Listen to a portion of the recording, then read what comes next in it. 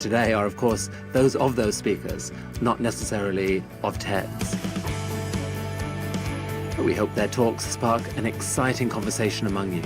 This is a day for curiosity and for skepticism, for openness and for critical thinking, for inspiration and for action.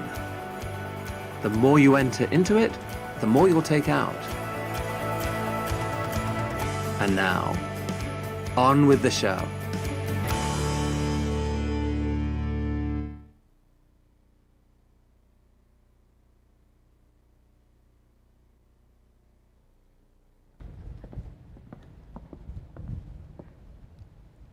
Good evening, and welcome to our TEDxMashpeeWomen event. We are so excited to have you all here listening to these brilliant women speak. This event will be with two halves, with 4 speakers speaking for about 20 minutes each, with a 25-minute break in between. We hope that when you leave here today, you will bring at least one thing with you and help change the world. Without further ado, our first speaker this evening is Marie Price. Dr. Marie Price is a professor of geography and international affairs at the George Washington University in Washington, D.C. A Latin American and migration specialist, her studies have explored human migration's impact on development and social change. She is also the president of the American Geographical Society from 2016 and a non-resident fellow of the Migration Policy Institute. In Arlington, Virginia, she serves on the board of the DREAM project that supports immigrant youth through scholarships and mentoring. In 2017, she participated in a UN expert group on sustainable cities, human mobility, and international migration. And in 2018, she gave the keynote at the UN Commission on Population and Development. She is co-author of 2 leading textbooks in world geography: Diversity Amid Globalization, World Regions, Environment and Development, 7th edition, and Globalization and Diversity, Geography of a Changing World, 6th edition. Her publications also include a co-authored report, Migrants, Inclusion in Cities, Innovative Urban Policies and Practices, co-edited book, Migrants to the Metropolis, The Rise of Immigrant Gateway Cities, and over 60 refereed articles and book chapters. Marie earned her graduate degrees in geography at Syracuse University and her undergraduate degree from University of California, Berkeley.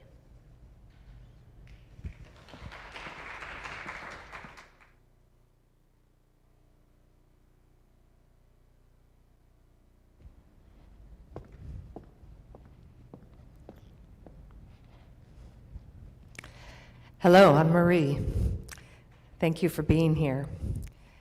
Normally when I speak about immigration and human mobility and the rights of migrants, but tonight I am an empowered woman. And I thought, as I gathered with you all, that I could share some of my thoughts about being an empowered woman. I have tenure. I've been a professor for 30 years. I run an organization. But with that gift comes responsibilities and obligations, especially how do I empower others around me? And as I thought about this, I thought, what better example to show some women in my life who empowered me and some strategies I've used to try and have more empowerment.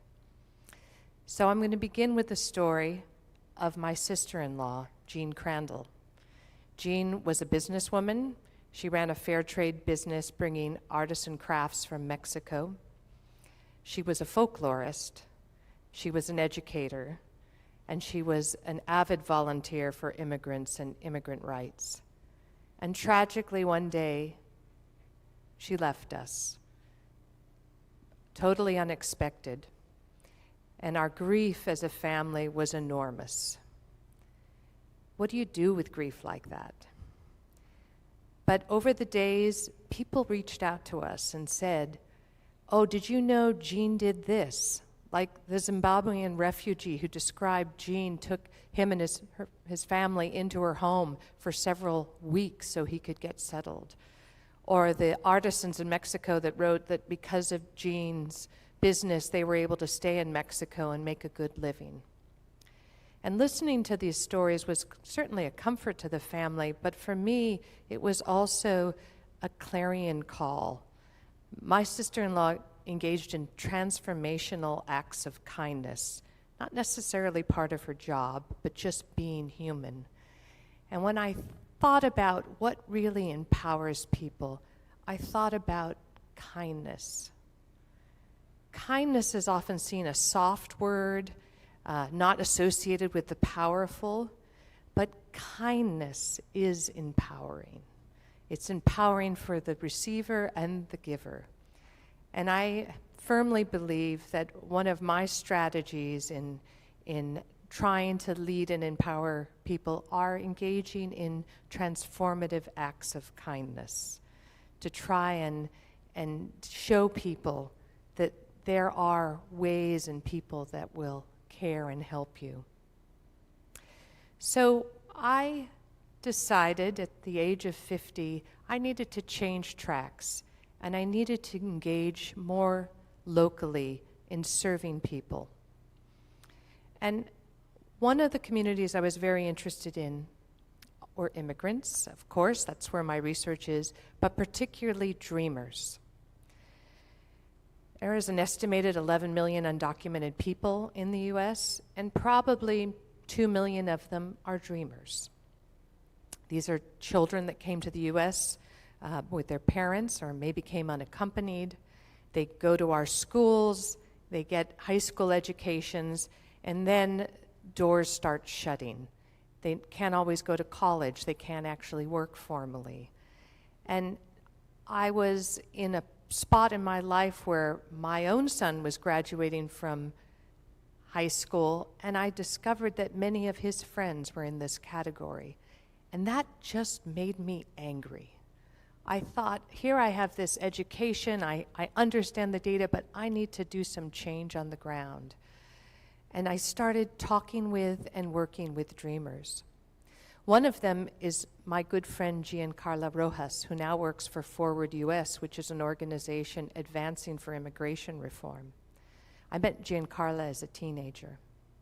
She told me the story in a Starbucks coffee shop that when she was 14, she confessed to her guidance counselor that she was undocumented and worried that she would never be able to go to college. Guidance counselor shook his head and said, "Girls like you don't go to college. Girls like you get pregnant and drop out." What pain to hear that. Every one of us in this room surely has had a smackdown like that. Somebody judged you, determined you weren't going to amount to much. And imagine the pain of being told something like that over and over again. But Giancarla is a resilient woman.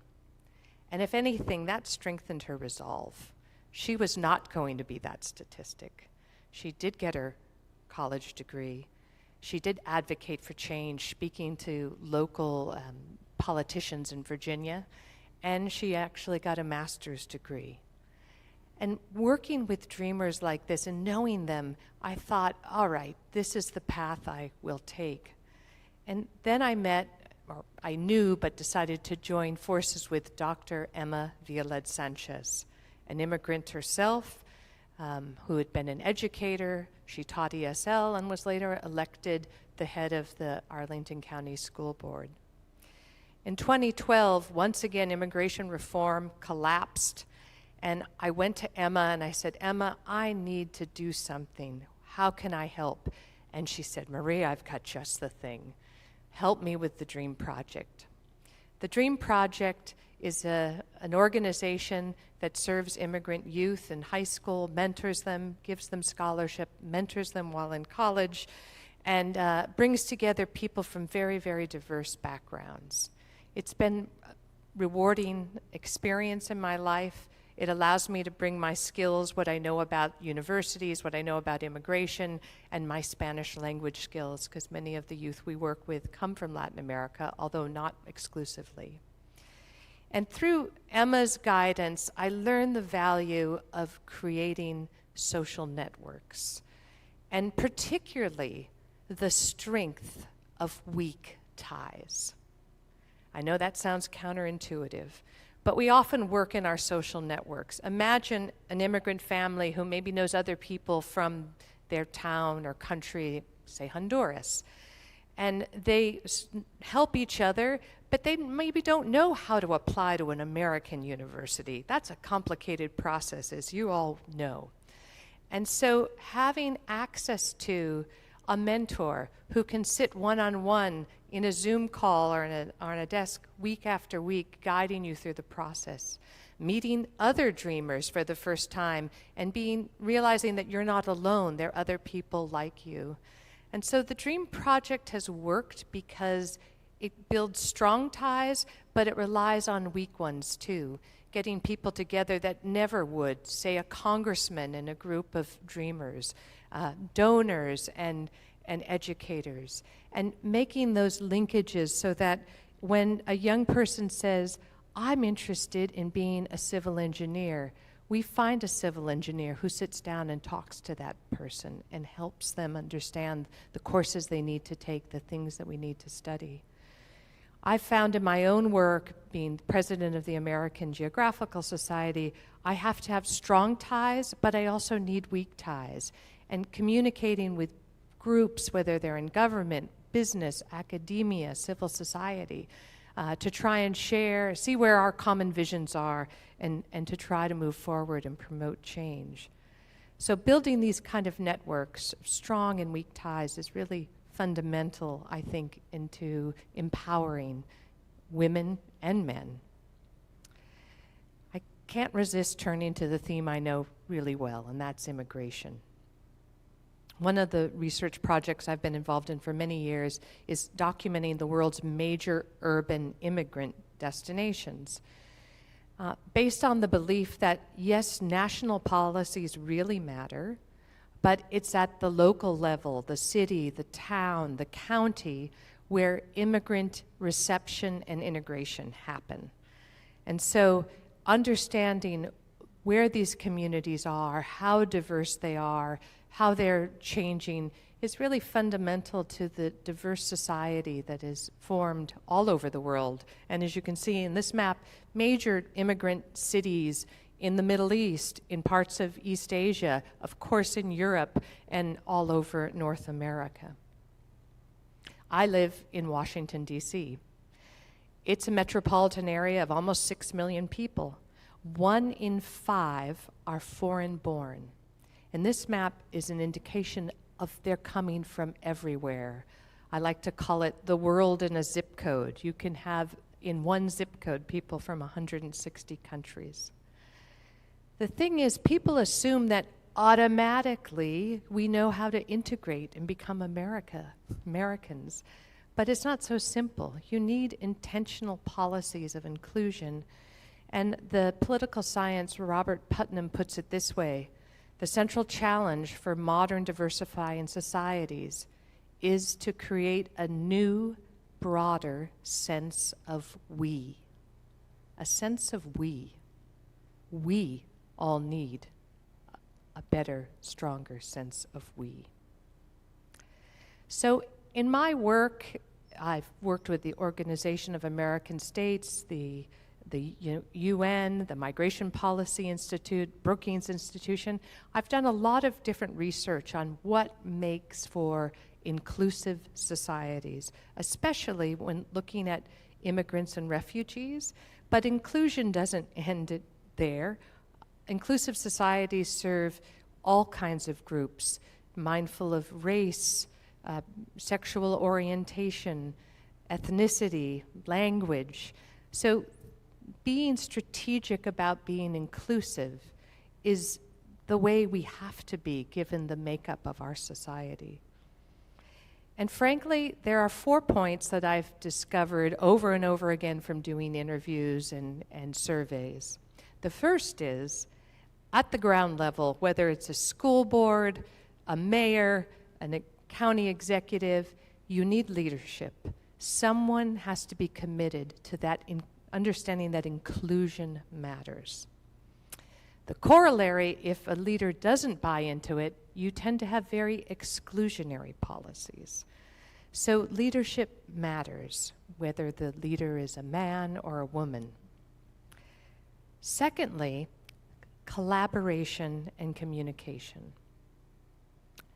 What I found recently in a study I'm doing with the Organization of American States is that cities obviously can't handle all the needs of including diverse people.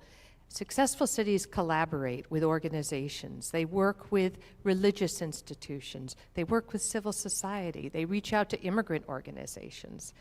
And during the pandemic, when I was doing a series of interviews with mayors all over the United States, the cities that were most successful in combating COVID had these coalitions so that immigrant groups, diaspora groups were involved in working with the mayor's office and trying to get information out in texts and relevant languages. So it's not up to any one body, but building that network. Third, data. You need to know who's in your community, where they're from, what languages they have, what's the age breakdown. And that data in a context of the United States is fairly accessible from the American Community Survey, but information about the other organizations in your community and the work of religious institutions and what they can do is very important. And lastly, the encouragement of participation. And what I mean by that is that localities can do many things to make newcomers feel a part of the community. They can have immigrant advisory boards and learn what are the particular customs or needs of a large immigrant group. They can have special summer internships that bring in young people to learn about the ways that local governments work. They can have naturalization campaigns so that people are eligible to become citizens, and then register to vote. Or you can be like New York City, which took a bold step this week and decided that anyone who's a resident of New York can vote for local elections because those are the constituents. So there are many ways to engage in participation in civic life, and I think welcoming cities take that task very seriously. So finally, empowerment doesn't happen naturally. It has to be intentional. And all of us who feel empowered had key people that have helped us on the way, and we owe that debt to pay it forward and help our young people, our friends, and even people we don't know all that well to empower them. My source of strength really came from my mother, who passed away this last year during COVID. She was an educated woman, a woman of great heart and faith, a woman who definitely practiced transformational kindness, but she always encouraged me to get educated, to follow my dreams, and that I could do anything I wanted to do, which is a gift that any parent can give their child, but not all do. And then I was very lucky early in my life finding my life's partner, Rob Crandall. We've known each other for over 40 years. He's been my sounding board, he's been my rock.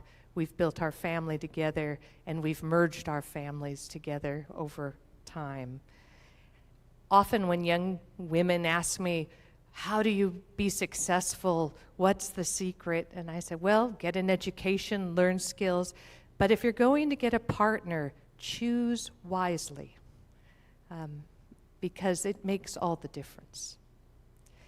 And lastly, as I have learned and mentored others, I've relied upon my colleagues, and in particular, too, in this photo, Lisa Benton-Short and Elizabeth Chaco. We were all young professors together. We've all done research together. We all served as department chairs, 6 years each, an 18-year run. And through that process, we taught each other about how to empower, how to lead. And we have all gone off in different directions, leading other organizations as a result of that. So let me conclude. About inclusion and diversity. We live in a very diverse society with people from all over the world, and that has incredible value. But we need to be intentional about delivering on the promise of inclusion. Thank you very much.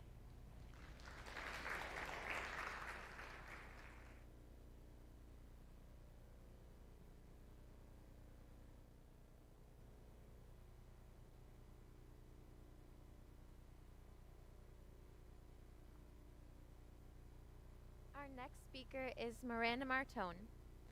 Miranda Martone is the founder and CEO of the Sexual Violence Prevention Association.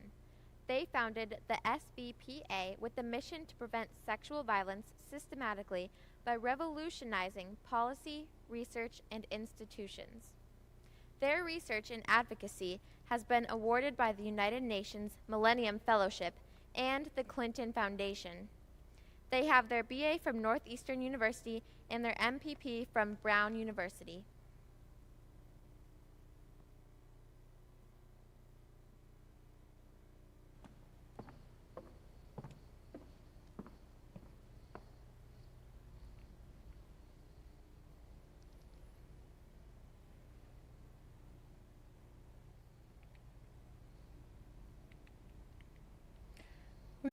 Suddenly, the memories came back like a tsunami. A lifetime of enduring sexual violence flooded my mind and swallowed me whole. Why am I sharing this with you? To demand your attention. I am using my pain as building blocks for a platform to tell you one thing. We must prevent sexual violence. The image of a survivor is often someone who is crying and distraught, and I certainly fit that bill for a long time. I was terrified. I was obsessed with preventing this from happening again. How could I protect myself? Even more glaring than the terror was anger. This never should have happened. Why hadn't it been prevented? And what was preventing it from happening to others? I became obsessed with preventing this from happening to myself and others. For over 6 years, I worked for the top organizations in the field of sexual violence. Our work included advocating for survivors' rights, accompanying them to the hospital, and providing counseling and other services. Although important, I realized that we weren't answering my question, how to prevent sexual violence. All of our programs and services focused on helping survivors. Even if we help every survivor today, there will still be survivors in need of help tomorrow. We need to prevent people from becoming survivors in the first place. So let's talk about drunk driving. I promise that this will be connected. In the early 1980s, drunk driving was at an all-time high, with over 20,000 deaths per year and thousands more life-altering injuries. This spurred action. In 1980, Mothers Against Drunk Driving was formed, and in 1983, the Department of Transportation began the Drunk Driving Prevention Campaign. In 1988, the Center for Health Communication launched the Designated Driver Campaign. I'm sure you remember their programs. They had PSAs like Friends Don't Let Friends Drive Drunk and education programs in schools, and designated drivers were encouraged. Overall, there was a huge cultural shift to prevent drunk driving, and it was successful. Since 1982, when record-keeping began, there has been a 65% decrease in drunk driving. This has saved over 500,000 lives. Now imagine that instead of launching a prevention strategy, they only focused on victims. When someone was hurt or killed by a drunk driver, investigators would investigate their claims and therapists would help them heal. Would this strategy have saved 500,000 lives? No. Investigators and therapists are certainly important, but they don't prevent drunk driving. The victim is already hurt, or worse, dead. So why is this our current approach to sexual violence? Providing support to victims is essential, but it is not a strategy for prevention. I speak on behalf of all survivors when I say, even if I was offered the best support services, I would still prefer my rape was prevented in the first place. Sexual violence is life-altering. No matter how much support I receive, I will never fully recover. There is no earthly justice for the harm I have endured. Prevention is the only option. As I said, in college, I was roofied and raped. I tried to report to the police, but the officer said, "You were probably too drunk. What were you doing out at a club that late anyways? And what do you want me to do about it now?" I have great news. According to that officer, we all have the power to prevent sexual violence. As long as we don't dress slutty, don't party, don't drink, don't do drugs, don't use Tinder, don't date, don't trust the wrong people, don't stay out too late, don't talk to strangers, the standards are purposefully impossible. They're designed to blame survivors for sexual violence. I met all these standards at the age of 8, and yet I was still raped. Victim blaming has two sources. The first is fear. People are terrified of sexual violence. It is comforting to think that we can prevent sexual violence by simply wearing the right clothes or taking a self-defense class. But the scary part is, we can't. The second source of victim blaming is cyclical to the existence of sexual violence. By blaming the victim, all responsibility for preventing sexual violence falls to them. This is both the result of rape culture and a component perpetuating rape culture. For those who don't know, rape culture is a society or environment whose prevailing social attitudes and actions normalize sexual violence. It starts with the normalization, such as locker room talk, and escalates to victim blaming and harassment, and culminates with sexual assault and rape. A few years ago, I was discussing rape culture with a colleague, and they said, "It's terrifying. You should take a self-defense class and carry pepper spray." They were shocked when I said that this wouldn't have worked because I was first raped as a child. But my colleague isn't alone. Many people suggest similar strategies for prevention. If it isn't self-defense classes, it's a nail polish that detects roofies, or a scrunchie that turns into a cover for your drink, or a new app that tracks your location. Some of these products are created out of fear by fellow survivors, but many are created to profit off of our terror. Regardless of intention, these strategies place all responsibility on potential victims, and in many ways, they're another form of victim blaming. These ineffective prevention strategies consist of telling potential victims to prevent sexual violence by policing what we do, how we act, who we are, or by requiring that we purchase self-defense classes or other products. We could provide self-defense classes to every person in the world. We could cancel all parties and close all clubs. We could eradicate alcohol and drugs, and sexual violence would still persist. The problem with these prevention strategies is that when society tells us to prevent sexual violence from happening to us, we're actually being told to make sure it happens to someone else. Can you imagine if we told victims of drunk driving that they should have dodged? We would never think to tell a victim of a drunk driving accident that they shouldn't have been driving so late at night. Or what if there was a self-defense driving class that taught maneuvers to avoid drunk drivers?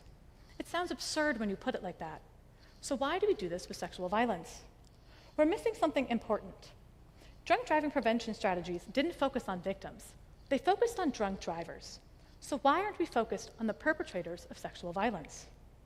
Society has deemed perpetrators innocent by omission. When addressing sexual violence, all of our focus is on survivors. Every policy, every organization, every program, every conversation, and every prevention strategy. From self-defense to bystander intervention, the focus is on everyone but the perpetrator. Perpetrators are rarely discussed, and their decision to commit sexual violence is omitted and thereby normalized. This has led to the widespread belief that the perpetration of sexual violence is inevitable and unpreventable. Individual perpetrators are considered innocent products of rape culture, and simultaneously, rape culture is considered inescapable and unpreventable. This is fundamentally inaccurate and harmful.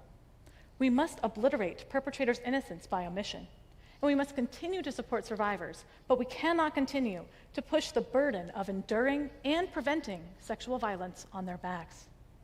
Our focus must turn to preventing sexual violence at the source, perpetration. Now, before discussing strategies to prevent the perpetration of sexual violence, we need to define it. Sexual violence is a broad term that encompasses rape, sexual assault, abuse, and harassment. Sexual violence is the exploitation of power, as well as a tool used to gain and maintain power, control, and oppression. Now let's break that down. The first part, sexual violence is the result of power imbalances. Power imbalances can be on an individual, institutional, or systemic level. On an individual level, one person may use physical power over another, or one person may be sober while the other is intoxicated. On an institutional level, a professor or a teacher may exploit their power over students' grades, or a supervisor may exploit their power over an employee's career. And on a systemic level, perpetrators often specifically target undocumented immigrants because they know they will not or cannot report. Or there are high rates of sexual violence against Black trans women and missing and murdered Indigenous women. These are just some of many examples. And to be clear, this is a simplified framework. Most cases of sexual violence exist at the intersection of multiple individual, institutional, and systemic systems of power. Now let's break down the second part. Sexual violence is a tool used to gain and maintain power, control, and oppression. It is commonly understood that sexual violence is used to oppress women. Because of this, sexual violence is inaccurately equated to gender-based violence. Although sexual violence is often levied on the axes of gender oppression, it is also used to perpetuate power and control over other populations. For example, it was a tool used to gain and maintain systemic oppression during slavery and the Trail of Tears. Another example is the oppression of the LGBTQ+ population and disabled communities. As long as systems of power, control, and oppression continue, sexual violence will also continue. All of this is to say that sexual violence is a systemic issue. Therefore, we must prevent sexual violence systemically. This will require a large-scale, multi-pronged approach to address all aspects of rape culture. What's an example of a large-scale cultural approach? Drunk driving. Let's bring that back. On an individual level, the issue with drunk driving was that people didn't think or care about the impact of their decision to drink and drive, and many were unaware of tolerance levels and the legal limit. In order to address this, strategies such as PSAs encouraged people to think and care about drunk driving, and education tactics taught tolerance levels and the legal limit. On an interpersonal level, people encouraged, enabled, or failed to address when others were contributing to drunk driving. For example, buying more shots when they knew a friend was driving themselves home. And many people didn't know how to intervene when they were a bystander to drunk driving. In order to address this, campaigns such as Friends Don't Let Friends Drive Drunk held people accountable for others. And bystander intervention training taught people to call out friends in a productive way. For example, intervening by taking someone's keys. On an institutional level, institutions had policies, programs, and practices that contributed to drunk driving. For example, bars would overserve in order to make more money, and institutions didn't educate or empower to actions such as those discussed in the previous two slides. For example, schools didn't offer bystander intervention training. In order to address this, institutions adopted policies, programs, and practices to counteract drunk driving. For example, bars created policies to ask if the patrons were driving, they would offer free soft drinks to designated drivers, and they encouraged ride sharing. And institutions educated their members. For example, schools held assemblies with car wrecks from drunk driving accidents. The media depicted drunk driving as normal, acceptable, and cool. For example, sitcoms would have characters regularly drink at the bar and drive themselves home. And many people and children consumed this media without realizing that it was contributing to drunk driving culture. In order to address this, media counteracted drunk driving. TV shows depicted designated drivers, and commercials said drink responsibly. And people critically consumed their media and monitored their children's exposure. Now, this doesn't mean that drunk driving was never included. It just means that shows portrayed the horrible reality of drunk driving. On a legislative level, policy didn't address or fund drunk driving prevention. There were no laws against overserving bar patrons, and schools, workplaces, and other institutions did not have the funding for the prevention programs that we've discussed previously. Furthermore, the government didn't perform research or fund external research. In order to prevent this, legislation addressed and funded drunk driving prevention. For example, they passed server liability laws, and the government funded PSAs and other programs. Also, the government researched drunk driving internally and funded external research. Now, I want to be clear that there are many other examples of large-scale cultural shifts. I have utilized drunk driving as an analogy for this conversation, but it is one of many. For example, cigarette smoking or the ongoing campaign to curb vaping. Similar to these examples, preventing sexual violence will require a multi-pronged, systemic approach. On an individual level, the issue of sexual violence is that people don't think or care about the impact of sexual violence. Many are unaware of affirmative consent or healthy relationships. In order to address this, strategies should encourage people to think and care about sexual violence with PSAs or by sharing survivor stories. And education tactics should teach about consent and healthy relationships. On an interpersonal level, people encourage, enable, and fail to address when others are contributing to rape culture. For example, by laughing at a rape joke. And many people don't know how to intervene when they are a bystander to sexual violence. For example, witnessing sexual harassment and not knowing what to do. In order to prevent this, people should be held accountable for others by simply saying, "This is not funny. rape is not a joke, is enough to intervene. And bystander intervention training should teach people to take action by learning how to call out friends in a productive way or by intervening when someone is trying to sleep with someone else who is too drunk. On an institutional level, the issue is that institutions have policies, programs, and practices that contribute to rape culture. For example, the Catholic Church cover-ups or the extreme power dynamics and code of silence in the military. Also, institutions don't educate individuals on actions they can take, such as those discussed in the previous two slides. For example, schools don't teach children about consent and healthy relationships. In order to address this, institutions must adopt policies, programs, and practices to counteract rape culture. For example, colleges should ban relationships between staff and students, and workplaces should have a zero-tolerance policy for sexual harassment. Also, institutions should educate members and empower action. For example, schools should have bystander intervention training to prevent sexual violence in schools and after graduation. Right now, the media depicts sexual violence as normal, acceptable, or cool. For example, Blurred Lines is a popular song with the chorus, "I Know You Want It," or 50 Shades of Grey is a book and a movie that depicts a main character who purposefully ignores the safe word. People and children consume this media without realizing it's contributing to rape culture. In order to address this, media must counteract rape culture. Sex scenes should depict affirmative consent, and shows portraying sexual violence should depict its devastating reality. And also, people should learn to critically consume their media and monitor their children. For example, researching media before consuming it, and if you're not sure if it's acceptable, listening to survivors by reading op-eds or going to social media. Legislation currently does not address or fund sexual violence prevention. Policies like Title IX and the Violence Against Women Act do not require or fund prevention programs.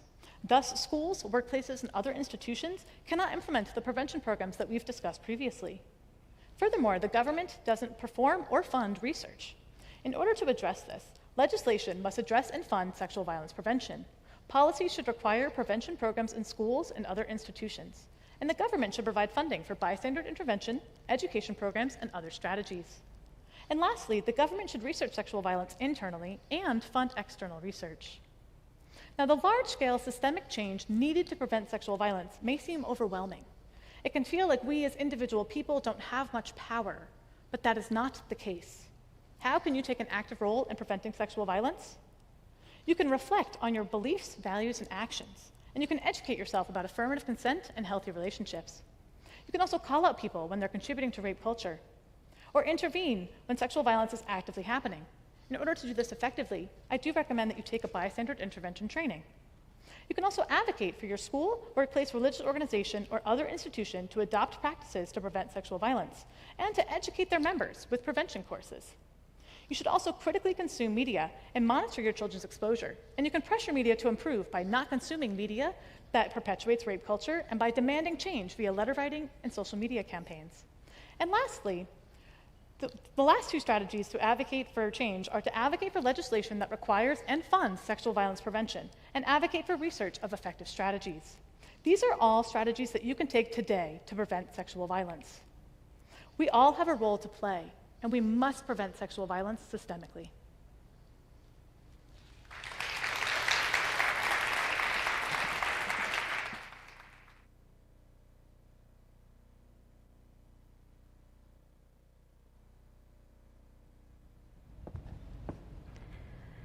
Our next speaker this evening is Amy Leonardi. After teaching elementary education for 4 years, she switched gears to the accounting industry, where she has excelled for the past 14 years. She currently serves as the firm administrator for Gary Della Posta CPA in Falmouth, where she manages over 700 client portfolios. Additionally, after seeing a need for an online support network for parents and families, she founded Cape Cod Moms in 2011.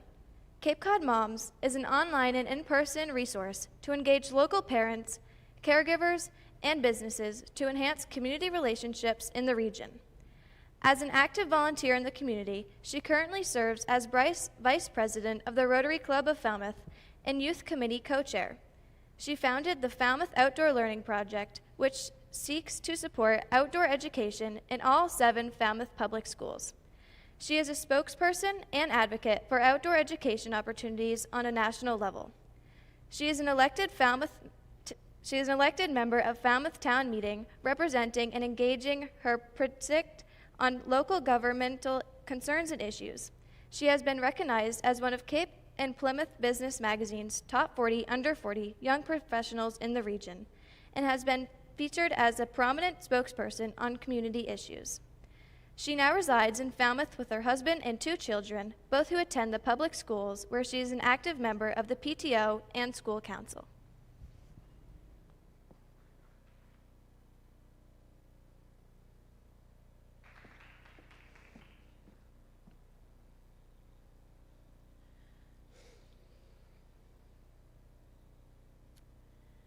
How many of you here are a mother? Raise your hand. How many of you have a mother? Love when a good plan comes together, okay? We all have something in common, right? Motherhood. When my first child was born, it was a game changer. Everything I thought I knew, had researched, it all went out the window. And, you know, it wasn't easy. There's plenty of information out there, labor and delivery, advice like sleep when the baby sleeps, the dishes will wait. It's great advice, right? But they don't talk about the nitty-gritty. They don't talk about the reality. The reality that you've just purchased a ticket on a lifetime ride on a roller coaster. Okay, there's no getting off either, by the way. It's forever. The reality is that there's no handbook. We wing it, right? With some guidance. And that the world, despite our perception, is still very much full of judgment. Luckily for me, fate intervened in the form of 2 amazingly proactive maternity nurses. They started a breastfeeding support group through the hospital. And what followed was a group of mothers who would come together every week. And we were very, very different across all spectrums, whether it was politically, economically, socially, demographically, everything. But we would come together each week to discuss a common issue.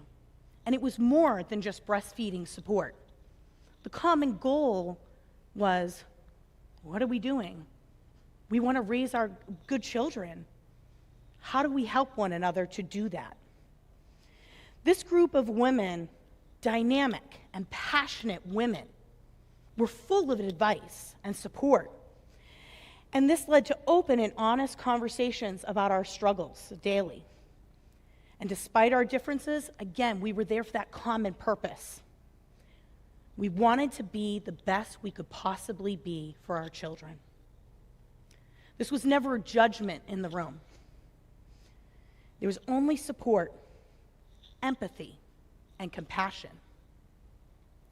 We were constantly building one another up.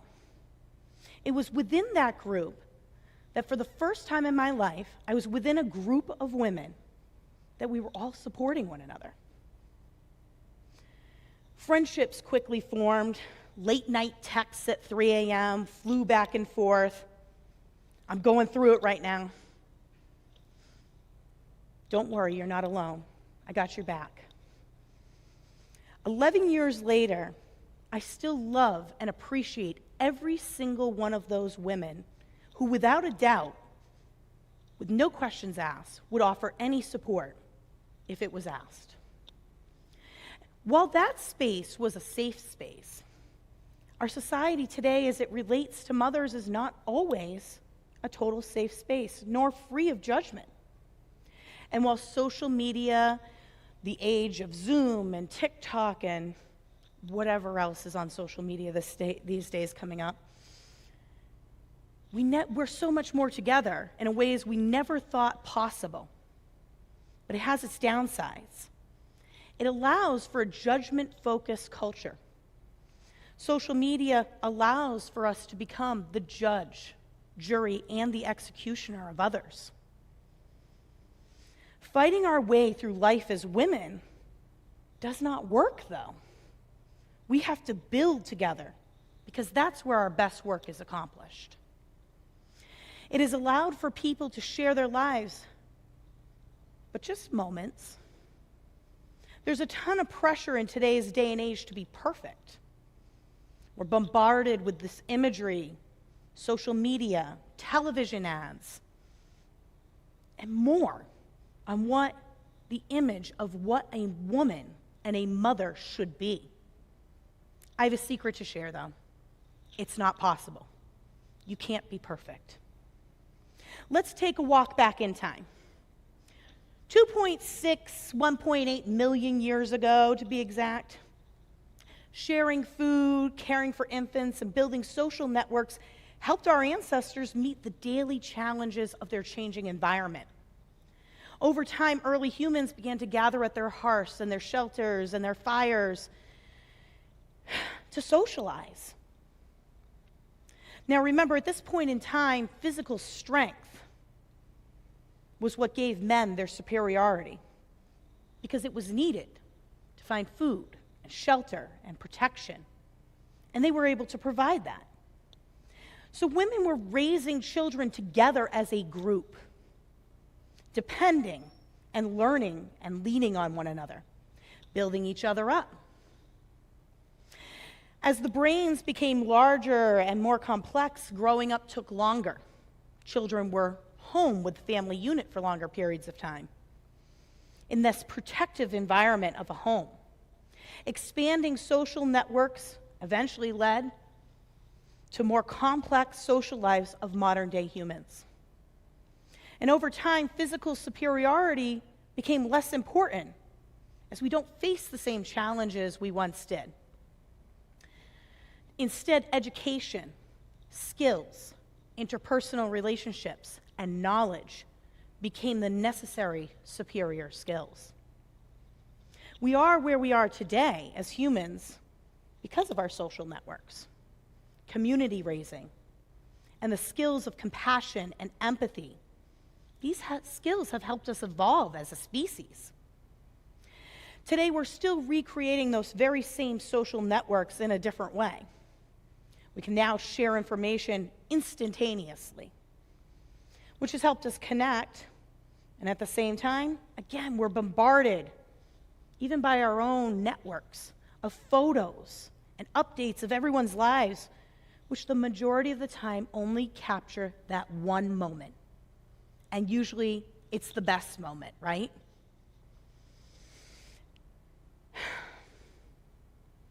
This is what we want to present to the world, the best moment.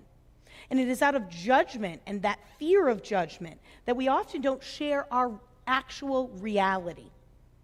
The reality of sleepless nights, sick children, the stress, school meetings, the worrying, the teen out driving, our kids when they're adults and they're going through it.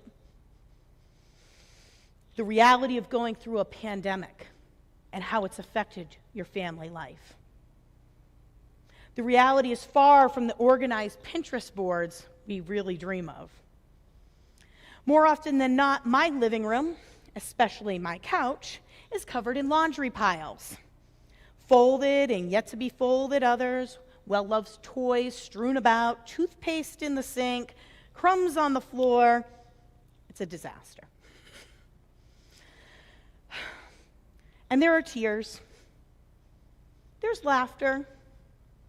There's frustration. And truthfully, more often than not, it's a struggle. A friend recently told me, bad days are what I do best. And that really resonated with me.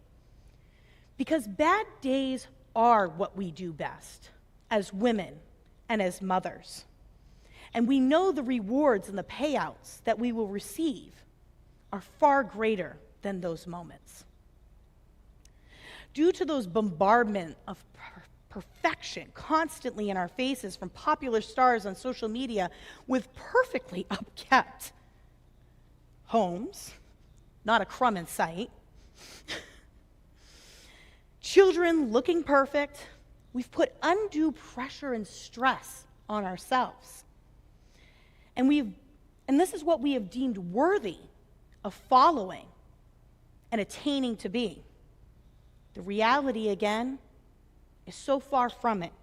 And we have to remember, additionally, that a lot of these popular people that we value so much have an unending stream of help or money. Even our TV shows and sitcoms now they fail. They fail to show the reality of a mom in the trenches.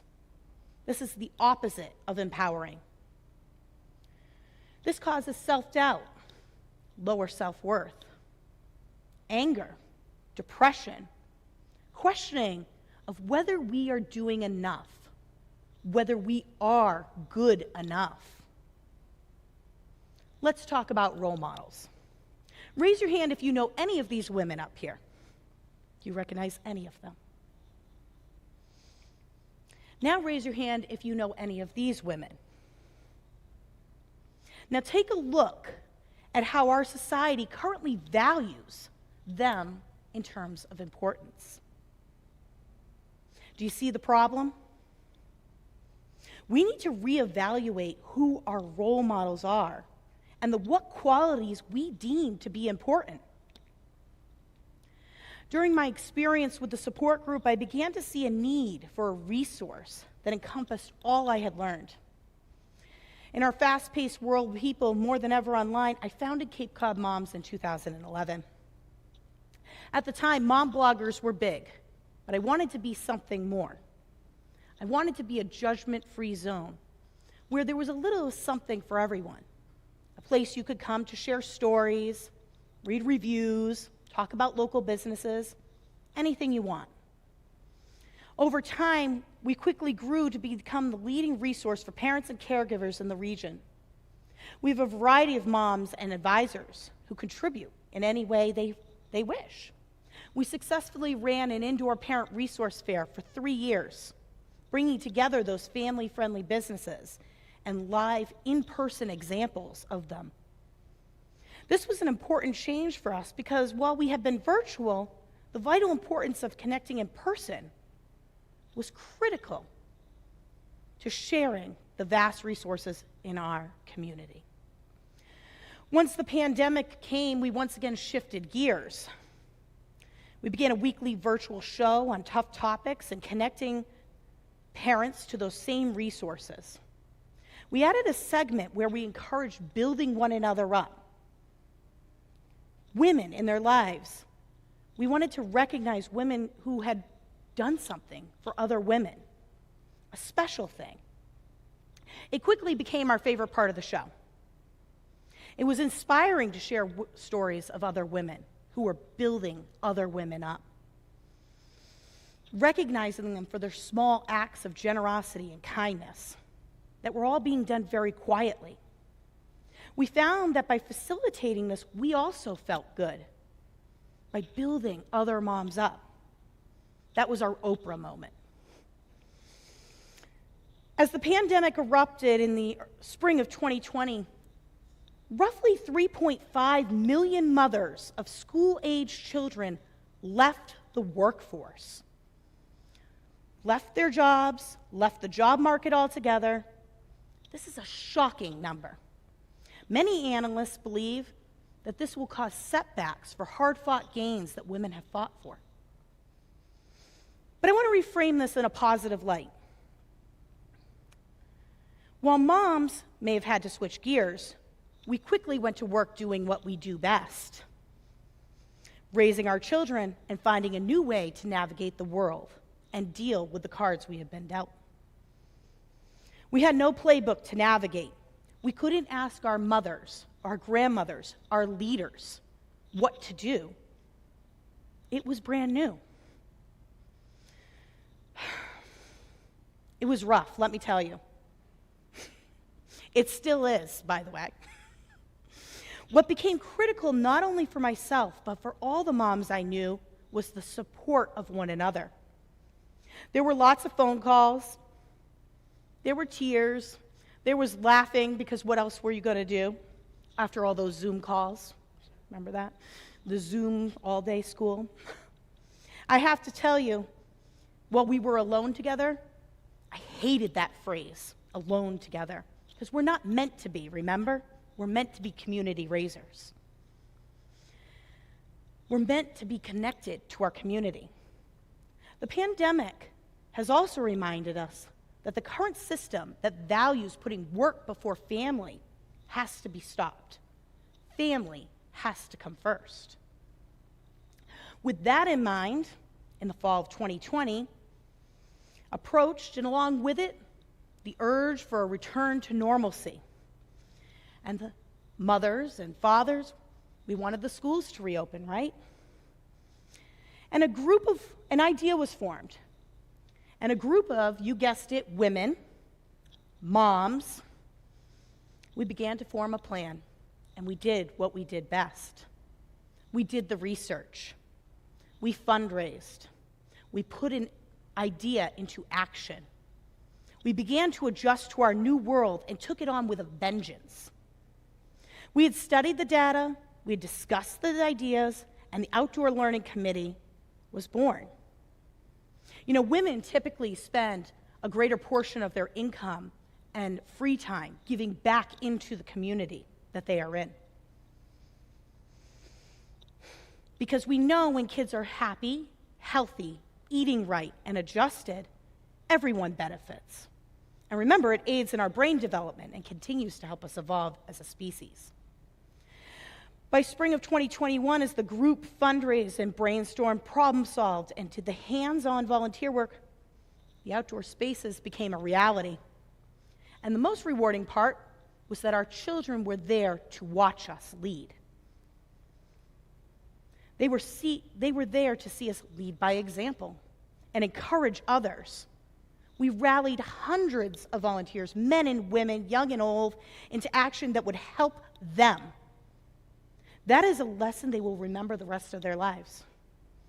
It takes 9 months to make a human. It took this group of moms 8. To date, this project has raised over $100,000 and over 2,800 hours of volunteer time. This is what happens when we build women up. This is what empowered women can accomplish. His Holiness the Dalai Lama states, women with power can bring a compassionate revolution. But where does it begin? It begins with women taking on leadership roles. It begins by women and mothers saying, we will not abide by your rules of perfection anymore. It begins by changing who our role models are and the ideals we look and value and hold up for our children. It begins with valuing women of strength, power, and leadership because that's what we want the world to be. It begins by showing both our daughters and our sons examples of those women and examples of male role models who support women. It begins with connections and compassion. It begins with building community. It begins with nurturing the spark in others. It begins with pausing before judgment. It begins at home. It begins with supporting families. It begins with you. So I leave you with one final thought through all this. Don't just lean in, build up. Thank you.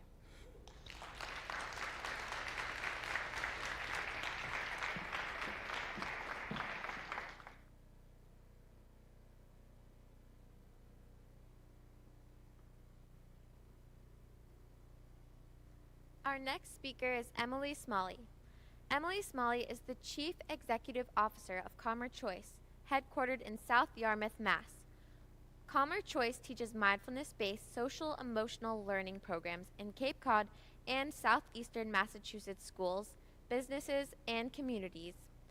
Emily joined Calmer Choice in 2017 and became its CEO in 2021 after a 20-year career in senior leadership positions at several Boston-area nonprofits and educational institutions, including Scholar Athletes, Cristo Rey Boston High School, McLean Hospital, Boys and Girls Clubs of Boston, and the Harvard School of Public Health.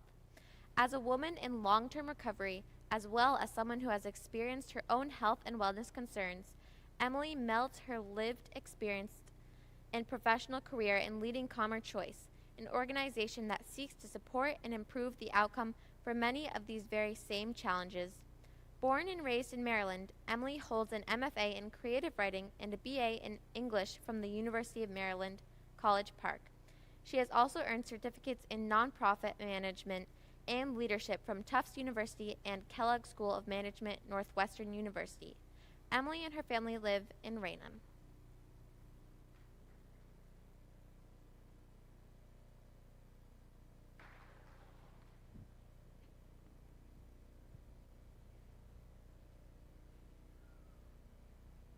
I'm imagining you've all heard the phrase fight or flight, correct? It's a term used to describe the trauma response that happens in our sympathetic nervous system. Recently, they added fight, flight, or freeze. Then they came up with a new one, my favorite, a new F word. Who wouldn't like that? Fix. Hello there, my name is Emily, and I am a fixer. From my early days, I was a fixer. I always hated my straight hair, still do. Look at those cute little curlers. But what does that really mean? For me, it means that my experience of living in the world is that I want to, at all cost, predict and then prevent the suffering, unhappiness, sadness, really kind of any negative feeling in the people that I know and love. To me, those feelings can lead to disastrous outcomes. Sickness, death, disease, suicide, the worst of the worst from these feelings. I saw a lot of suffering around me in my eyes as a child. I've got a long and complex lineage of mental health and substance use challenges in my family. We were never lacking in love, and yet there was always some kind of suffering or other to contend with in my family. My father was a Washington, D.C. policeman, and he saw violence and trauma every day. My mother was a dental assistant who was spending her time balancing motherhood, work, and aging and mentally ill parents. Our family coping strategy, meant as kind of a lighthearted joke, was drink through it. I was the oldest child, and I learned to recognize the nuances of their behaviors and sought to find patterns and then predict and prevent their suffering and whatever disastrous outcome would come. My job was to be good. The first time I noticed this in myself, it was a circumstance that happened when I was 9 years old. My parents had gone out to play cards with friends, which was something they typically did on the weekends, and a babysitter had come over. And this particular night, I was determined to clean the kitchen. I was determined to clean the kitchen for my mother, who hated her 1970s laminate, yellow and brown, gross kitchen. I wanted to do this because the night before, I'd woken up in the middle of the night, thinking that I was hearing them fighting downstairs in the basement. And I sat at the top of the stairs, and I thought, oh my God, this is going to end in disaster. Disaster at that time for me, at 9 years old, was that my parents would divorce and that the judge would make me pick which parent I was going to live with. I figured I'd break somebody's heart along the way. So to prevent this sadness from happening or these tragic outcomes, I went to work cleaning that kitchen. And I scrubbed it from top to bottom.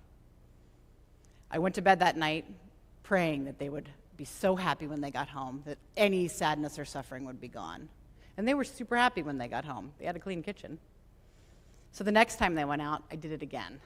And then I did it again and again. And they were happy for a while. And then all of a sudden they realized, she's going to keep doing this, so I don't really have to do much for this anymore. And the suffering still continued. I needed a new strategy. So I became better at being good.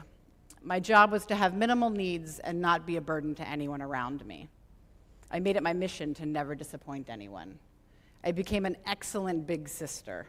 I played in the band. I was an excellent student. I was captain of patrols. People liked me. Parents liked me. Teachers liked me. I became agreeable. I had no idea what I liked or disliked on my own, but if you liked it, you better be sure I did too. Every turn, I was working to be one step away of potential disaster. I would have stayed this way forever, but my body wouldn't let me. I was about 9 when I hit puberty, and By the age of 13, I looked pretty much like I look right now, minus about 30 pounds of middle-aged fluff and some bleach in my hair. I was objectified and harassed in both subtle and overt ways, but I couldn't stay small in the background anymore.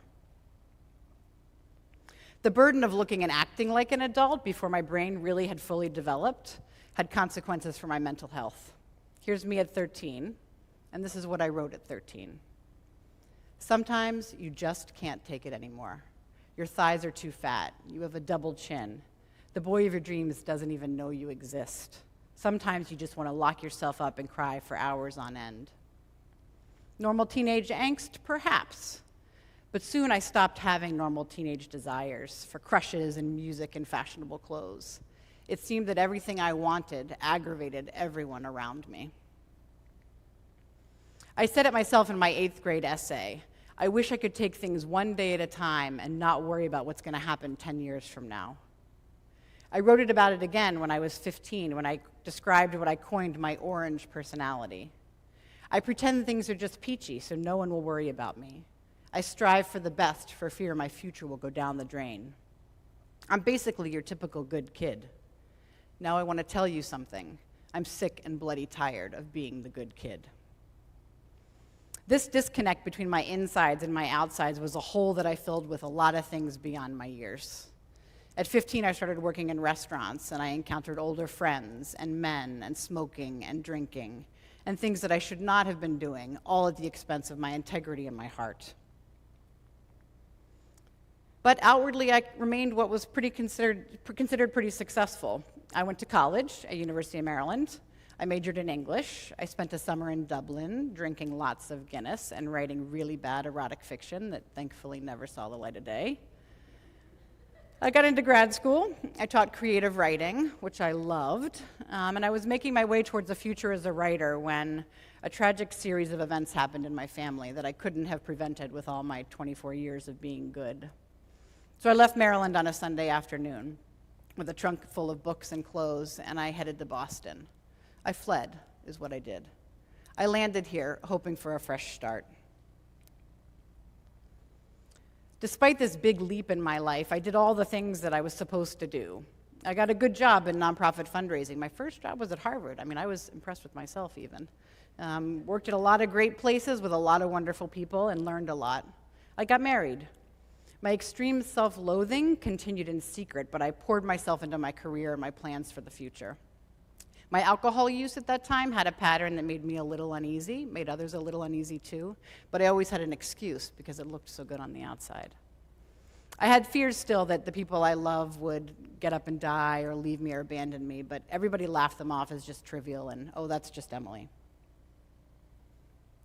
Then in 2008, I gave birth to my baby girl, Maura, and everything changed. After her birth, I was consumed by love and crippled with the fear that I would lose her. I started to build my life around protecting her. I wrote a note card with my name and her dad's name, her name and our contact information, and I put it in my baby Bjorn. And I used to walk around the neighboring apartment complex, and I would look for bushes that I would be able to throw her body with that little card if I ever got mugged or attacked, so that someone could find her and save her.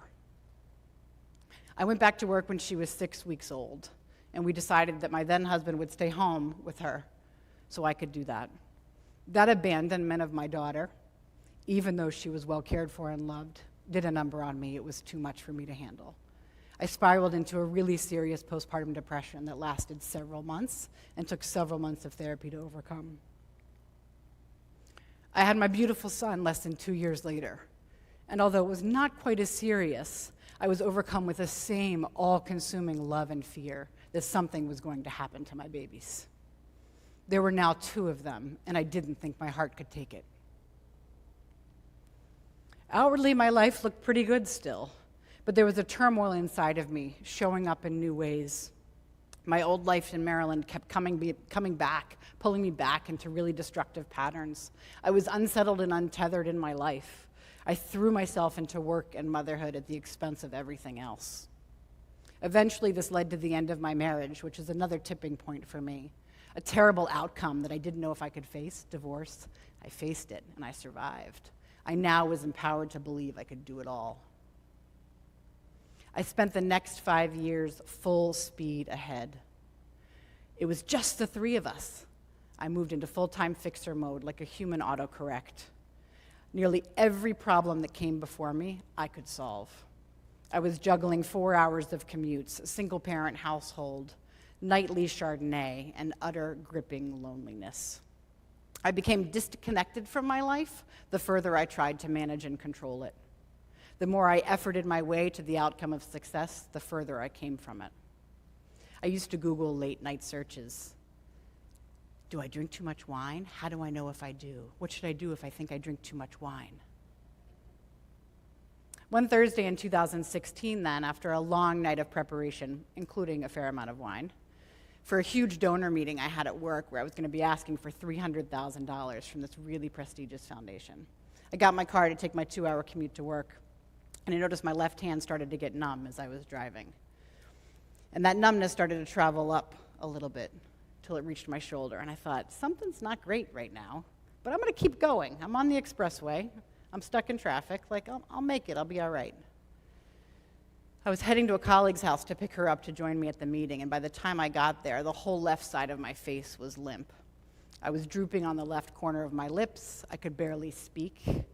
And we got in the car anyway, and I was still convinced, almost fighting, that I was going to make it to that meeting. I called my boss and said, something's going on, but I'll be there. I might just be a few minutes late. My colleague was yelling, I'm taking you to the hospital. I'm taking you to the hospital. I called my ex-husband and I said, can you pick up the kids after work today? I tried to get the words out, but I could barely speak. By the time we made it to the hospital, I was nearly slumped over in the car. They wheeled me in, put me on a big table with lots of bright lights, and the last thing I remember before I drifted off was them taking those big medical scissors and cutting my Spanx open down the middle. Thankfully, that was not my last memory. I learned that after many doctor's appointments, many neurologists, and many conversations later, that what I'd had was a TIA, a transient ischemic attack, with a hemiplegic paralysis, meaning partial paralysis.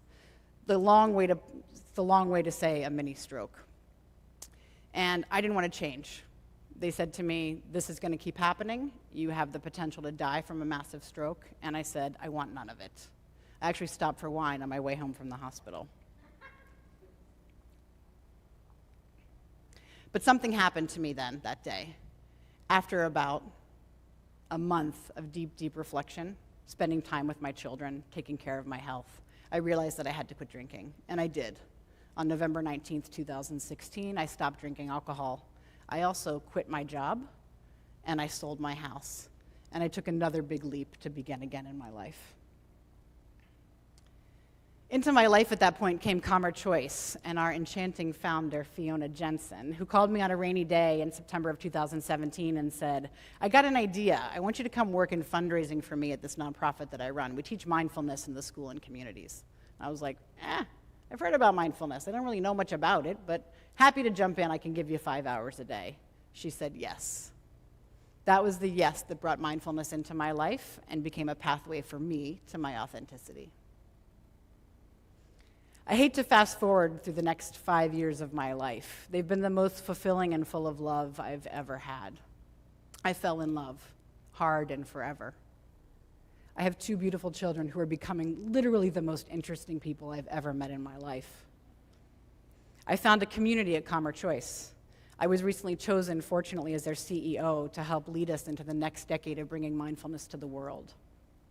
And yet, my old friend, the fixer, who I thought maybe had died with the old me when I got sober, came back with a vengeance during the pandemic. Outwardly, our lives were pretty much untouched by the pandemic, thankfully. No one that I knew or that we knew as a family got sick and died. We kept our jobs. I was so happy to be home with my kids and my family. Things were actually looking pretty good. But I started to notice some patterns in myself. I tried to do whatever I could to make sure that no one felt upset or uncomfortable in any way.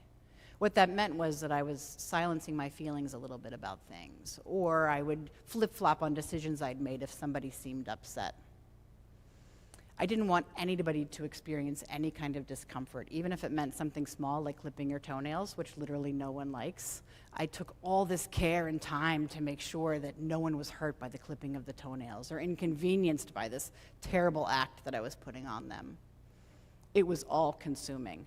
I would run through my house before anyone got home to make sure that all the dishes were put away and everything was clean and everything was off the floor. I didn't want anybody to walk in and have any feelings of discontent of any kind. And then I noticed something really, really scary. On a day when I really could have rested, and I could have rested long and hard, I got up and I decided to clean the kitchen. Again, the kitchen was already clean. And I realized at that point that my 9-year-old self was showing up to try to run my 44-year-old life. I wish I could say that I leaned into my mindfulness practice at that time, but I didn't. I was spinning out of control, sort of like living in a riptide.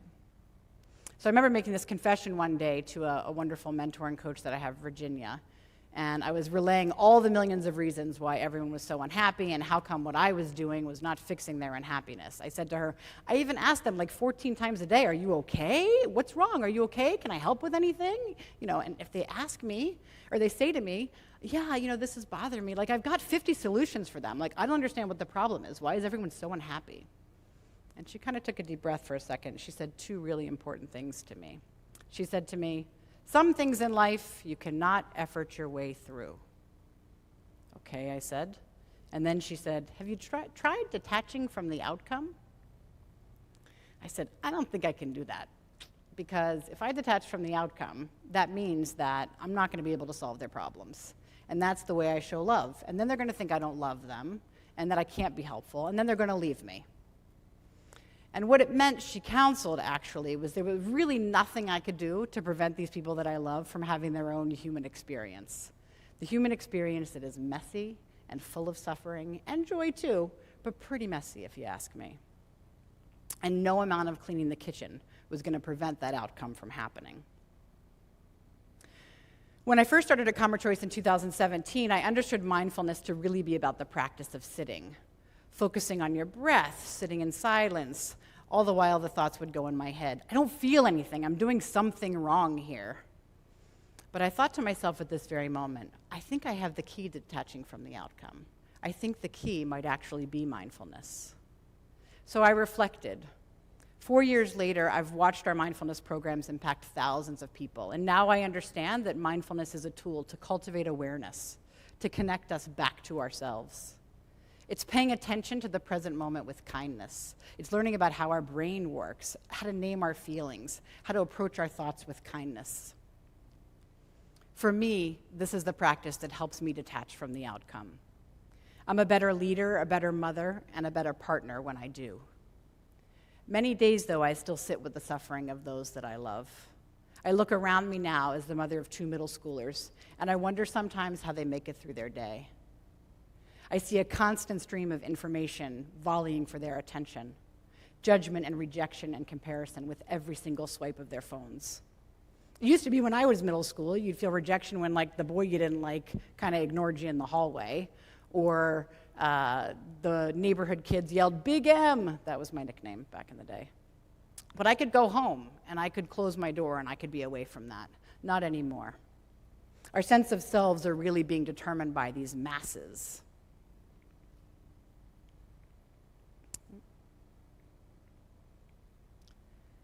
I'm still afraid, almost daily, that something will happen to my family, particularly after the pandemic. I do believe that we're all a little untethered still in what's to come. But now, when I am met with those feelings that I feel, that desperation to try to save my family, to prevent any kind of abandonment or terrible outcome for them, I greet those feelings like I greet my children. Oh, there you are. And then I sit down with them, and I rub their heads, and I cover them in a soft blanket, and I comfort them by letting them be exactly as they are, with no expectation of being anything different. This is the gift of mindfulness. Thank you.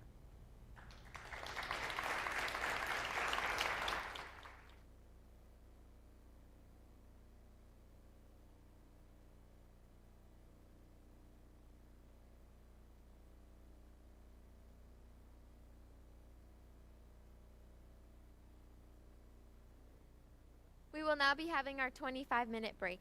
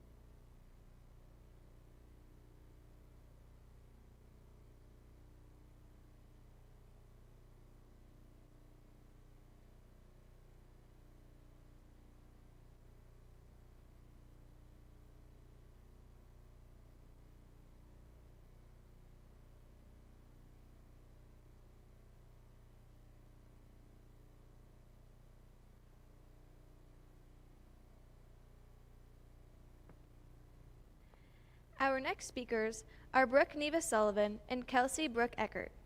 Brooke Neva Sullivan is a nonprofit champion, rallying cause and supporting several local and national charities through volunteering to board memberships. She has spent her career working with and for strong women to help them elevate in their careers and professional lives as a recruiter for several global and local New Hampshire-based organizations. Kelsey Brooke Eckert is an award-winning history teacher and consultant. She has taught high school social studies for the better part of a decade. It is now a professor of social studies education at Plymouth State University. She was the 2020 Gilder Lerman New Hampshire Teacher of the Year and 2019 nominee, a 2016 Normandy Scholar with the 2015 New Hampshire National History Day Teacher of the Year, and serves on the New Hampshire Council for Social Studies Board of Directors. She developed a lesson plan for History Channel on women's history and maintains the New Hampshire HUB for the C3. She has a master's in social education and was the recipient of several academic awards, including Graduate Assistant of the Year and Outstanding Graduate Alumni Award.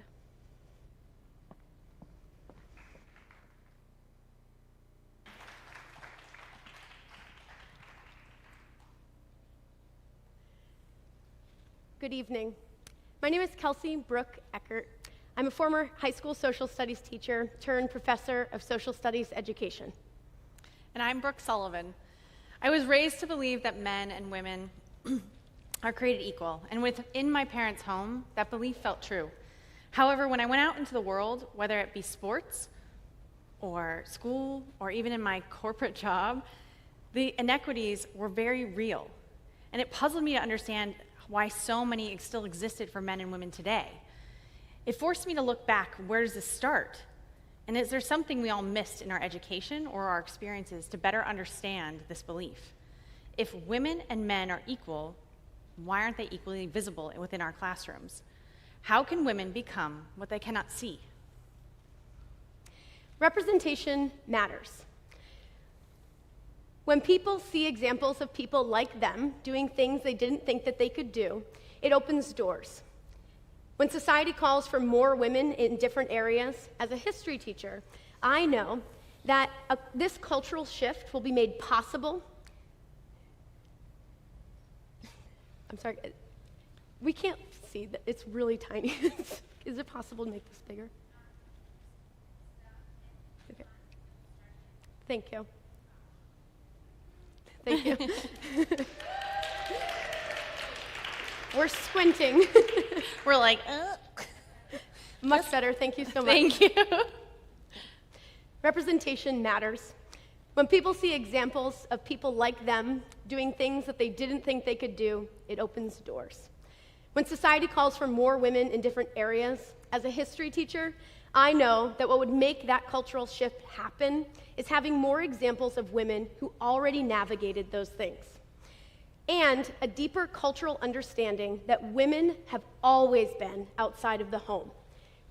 How can we be what we cannot see? We need to see more women in history. After years of collegiate history courses taught by all male professors, I realized I don't know women's history. Women are half of humanity. They should be half of the content taught in classrooms. It's basic math. Sick of lamenting the lack of women's history in history classes, Brooke and I founded the Remedial Herstory Project. The Remedial Herstory Project is a nonprofit working to get free women's history into primary and secondary classrooms. In history class, I joined Kelsey in producing a weekly podcast. It comes out about women's history, and it comes out every Monday. We blow up topics and we break the former understanding of history to re-educate everyone on the history we missed in our own educations. We also produce free videos and lesson plans that meet current practice on social studies education that a teacher could snag off of our website, www.remedialherstory.com, and implement tomorrow. We recommend books and films and fascinating women that you should learn more about. I start every class I teach with this question: what is the past? When an event happens, do all people agree on how that event played out? History was once current events. how many different perspectives are there on our current events? There could be as many histories as there are human witnesses. When I was in school, if women were mentioned, it was often as some sidebar to the historic narrative, pop-up history, and it leaves us with this impression that all women agree with one another's perspective in particular. And when history fails to include comprehensive women's history and that of diverse experiences, women neglecting, it really leaves us to believe, and that neglected layers of race and class, it leaves us to believe that middle-class women are the norm, and middle-class white women are mostly the norm. Valuing diversity and bringing more voices to the table helps society problem solve and better innovate. We cannot solve our current challenges without bringing women's voices to the table. And further, if we want to evolve past the place we are in, we have to understand where we've been. In 1985, a woman named Alison Bechdel wrote a comic strip satirizing how few women appear as major characters and appear to have lives in the movies. The immediate result was something nicknamed the feminist movie test or the Bechdel test. Here it is. A film has to have two women that at some point talk to each other about something besides the male characters. That's it. Two women who exist and talk about stuff. This test helped raise awareness of gender discrimination due to the lack of women present in positions of power. Quick show of hands. Raise your hand if the majority of teachers you had growing up were women. Okay. This is reflective of the data. 75% of all teachers in the United States are women, and 59% of all secondary educators are women. And so it sometimes surprises people to learn that secondary and collegiate history teachers that history is not only dominated by the stories and accomplishments of men, but that it's also primarily taught and researched by them. 58% of high school social studies teachers in the United States are men, and history professors are mostly men with 65%. So while most of us had female teachers growing up, it's important to ask, why would men have such a stronghold on history? Men teaching history is not inherently problematic, except that only 6% of male historians write about women. If scholars are not writing about women, it won't trickle down to the teachers. And studies show that teachers discuss women's topics between 5 and 20% of the time, with 5% being the plurality. That is nowhere near half. So we've applied the Bechdel test to the history curriculum, and we call it the Eckert test. I created the Eckert test because I was saddened at how many times I failed to bring a female perspective into my own lessons. The Eckert test is what I do to hold myself accountable to a more comprehensive and diverse women's history. Okay, Kels, but how does it work? The test is this. 1, there are 2 women present in the lesson. Those 2 women have different opinions, and they represent different backgrounds, whether that be racial, sexual identity, ethnic, religious, generational, or economic. At first, what I did was I started adding women's perspectives to my lessons. I took one that I had on 2 black men who founded the NAACP but had really, really different perspectives on civil rights tactics. And to that lesson, I added the iconic Ida B. Wells Barnett. She also founded the NAACP, but what I had done was I put Wells Barnett in a position where she had to speak for all black women. There wasn't any women's diversity. Men get to be diverse in history. They get to have disagreements. But women who just pop up into history class don't get that luxury enough. I'm not sure I could name 2 women from every era, but I could name 2 men. So I think this is the problem. It's definitely challenging, but with research, it is doable in every period and region of the world as far back as you can go. Even Mesopotamia? Brooke, even Mesopotamia. I can name Kubaba off the top of my head. She was the first monarch in all of world history. And with some Wi-Fi and an hour, I could make this happen. But let's pick a topic that most people in our audience know better: early American history. Okay. The further back people go in history, the more they tend to stereotype women into domesticated housewives. We often hear people oversimplifying women's history and providing cop-out reasons to exclude women from the narrative. Women didn't do much. Cute. That's a great point and a perfect example of the way that women's history gets erased. In every region and period of not just the US, but world history, women were there, they were documented, and diverse in thought and action. We know some native societies were matrilineal, where they passed power down through female lines, including the Wampanoag, who lived on the land that we are on right now.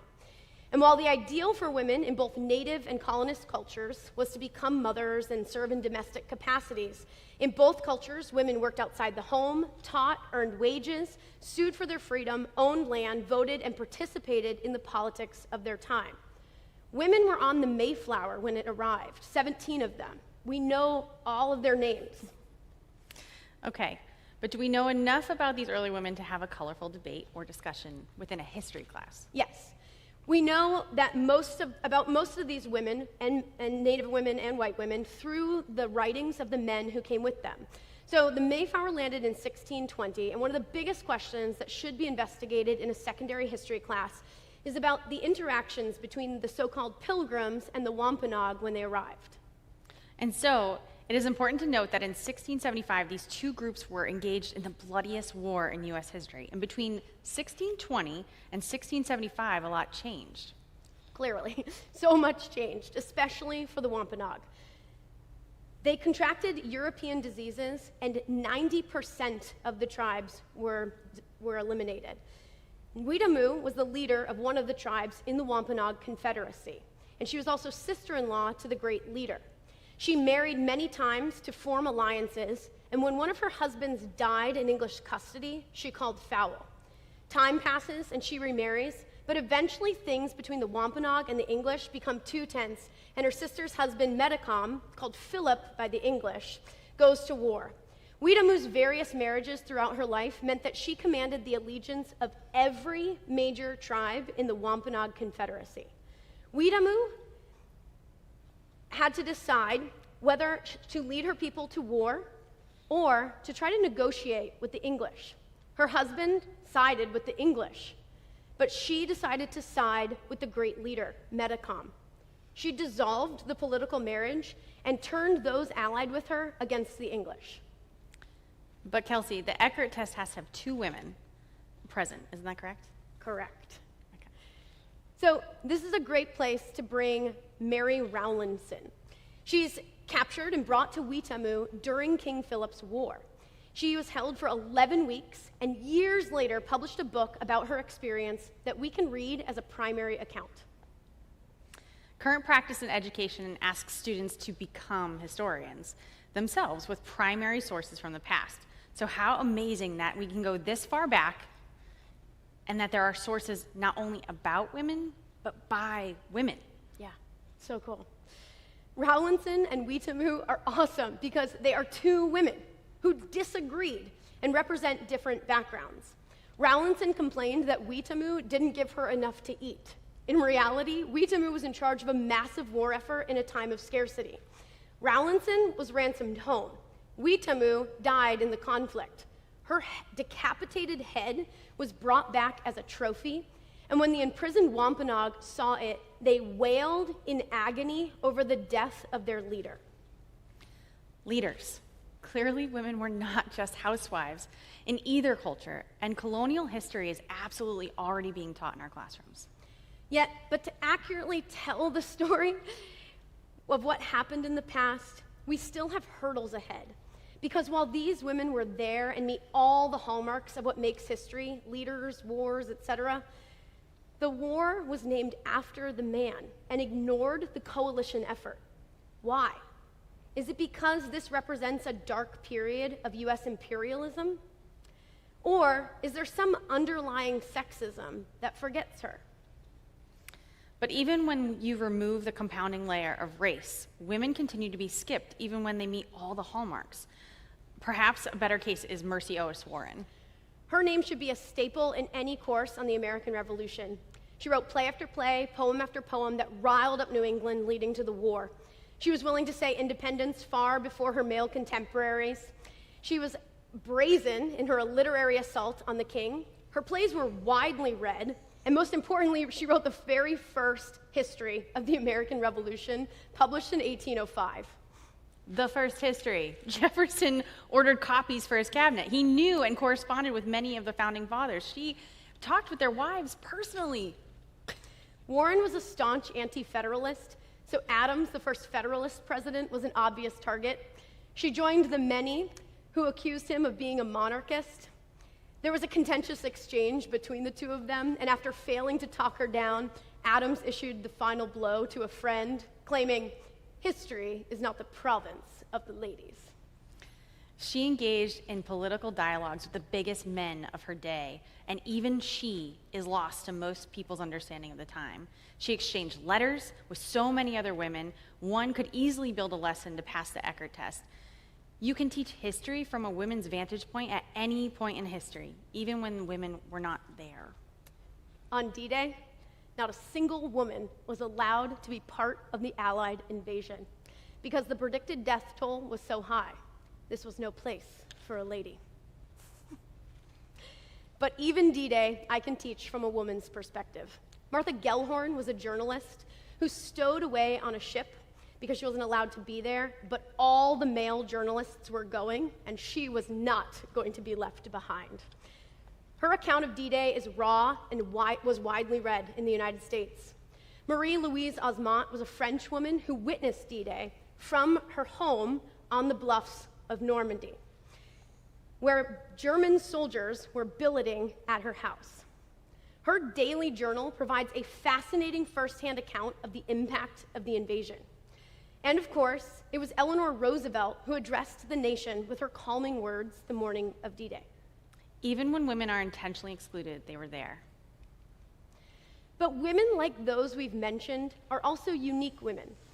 They are the women who defied the odds and fell into the themes that typically make history books. The women we've mentioned made history because they misbehaved. So many women in history behaved. They fell into gendered expectations and they served. The formula for what makes history is politics, diplomacy, military, and business of the past, not society and culture, or the so-called women's sphere. Topics like history of child rearing, C-sections, menstruation, illegal abortion, or sexual assault on women are often left out or only further disadvantage us from our ability to build foundational cultural competencies. Brooke, not to mention that most of the topics you just named are deemed too controversial. They are sometimes too mature for younger students, and most importantly, make most male teachers squirm. If men can't talk about the things that impact half the population's very real lives, both in the past and presently, should they really serve as the majority of people who teach our story? Teachers teach what we know, and most teachers are not taught women's history. Huge names and topics are lost in practicing educators. The primary cause, women's history is not required to graduate with a history degree. Teachers who took mainstream routes to teacher certification never took women's history. Often, women's history is offered as an elective or an independent course. Women's studies, gender studies, what message does that send? That there is history and women's history. And it's not like once you get out into the field, you're going to get substantive professional development. Social studies and science teachers are the least likely to receive professional development in their area of study. I've seen this data reflected in my own experience. In 8 years teaching in public schools, I had exactly 0 school-wide PD in any social studies content area. Social studies has the least PD dedicated to it because it is the least important, as dictated by standardized testing and funding. History teachers are routinely attacked in the media and by the public for teaching current scholarship. Just look at the laws popping up around the country related to critical race theory. That is just one current example of the challenges history teachers face today. Women's history is bound to the social studies, and the social studies are routinely on the chopping block. We need more history, not less. Jane Goodall once said, "It actually doesn't take much to be considered a difficult woman. Perhaps that's why there's so many of us." Are we difficult because in the real world we actually speak up and have ideas and opinions? We speak up at a rate of higher than 1 in 4, like the textbooks suggest. Do they belittle our disagreements as catfights because there aren't enough historic examples of women's arguments and debates to legitimize our differences? Women are not an interest group. They're half of humanity. Women do not agree. They are diverse and have been present throughout history. We need to question the history we think we know. We all need to relearn history to include her story. When we hear the story of the past that doesn't include women, we have to literally break our brain and ask ourselves, wait, where are the women? Representation matters. How can we be what we cannot see? We need to see more women, both in history and teaching it. Lastly, we need more people to engage in fixing this problem. We need to get the examples and materials to our using current practice, like those that Remedial History Project has, to teachers' hands, and it's free. Teachers need to be encouraged to attend trainings and learn how to incorporate women's voices into already packed curricula. To solve today's problems, we need to better understand the history of half of our population. Women's history has to be half. Thank you. Thank you.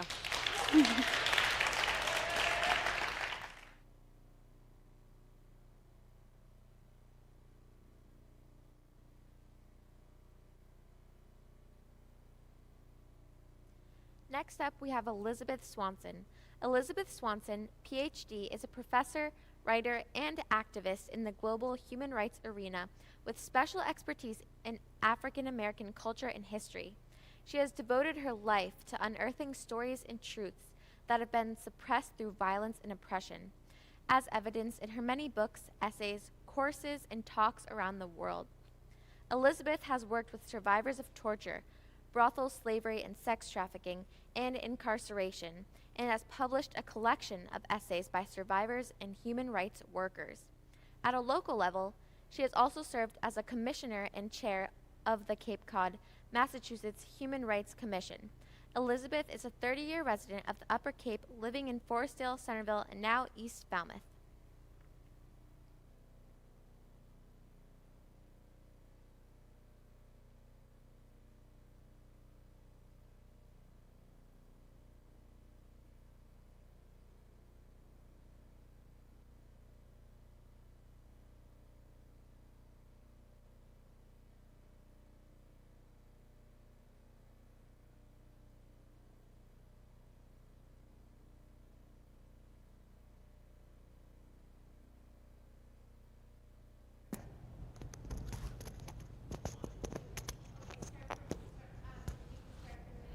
Okay. Oh, there we go. The only problem I'm having is with the clicker. There we go. Okay, so here we go. Dare to be true. Dare to be true. Sorry, I'm really struggling with this clicker. There we go. Dare to be true. Dare to be true. And dare to be true. What do you mean, Elizabeth? Dare to be true. Are you suggesting we're not true? Not honest? What? Yes, Mashpee, I am suggesting that you're in denial. You are. Well, maybe not you personally, not individually, but collectively, your culture is, and that's a problem. I'm here to remind you that denial is not only an individual phenomenon, it's also, and far more forcefully, a collective one, a socially organized state of mind and being that depends on our ability to hold two truths or more as if they were one, and to erase the ones we don't want to see, to block things that challenge our sense of security and our certainty about how the world just is, and how we fatally interpret to mean how the world always has been and always will be. How do we incorporate those frightening ideas and problems, impending climate disaster, racist harm? Well, we usually ignore our good common sense and our very own senses and push away those ideas that don't fit into our dominant national narrative And we return quickly to that pillow, that soft comfort of our status quo, just the way things are. And this explains how even the best of us can fail to acknowledge hard truths, even though we may be well-informed, even though we may see with our very own eyes. We can call this state being of one clear mind. It's a comfortable place to be, and it's also terribly dangerous. Like many of you, I suspect, I am not of one mind. I am always of two or more minds, and sometimes I feel it will be the death of me, the strain of holding this paradox. I think I'll feel this way until more of us are of two or more minds. Let me explain.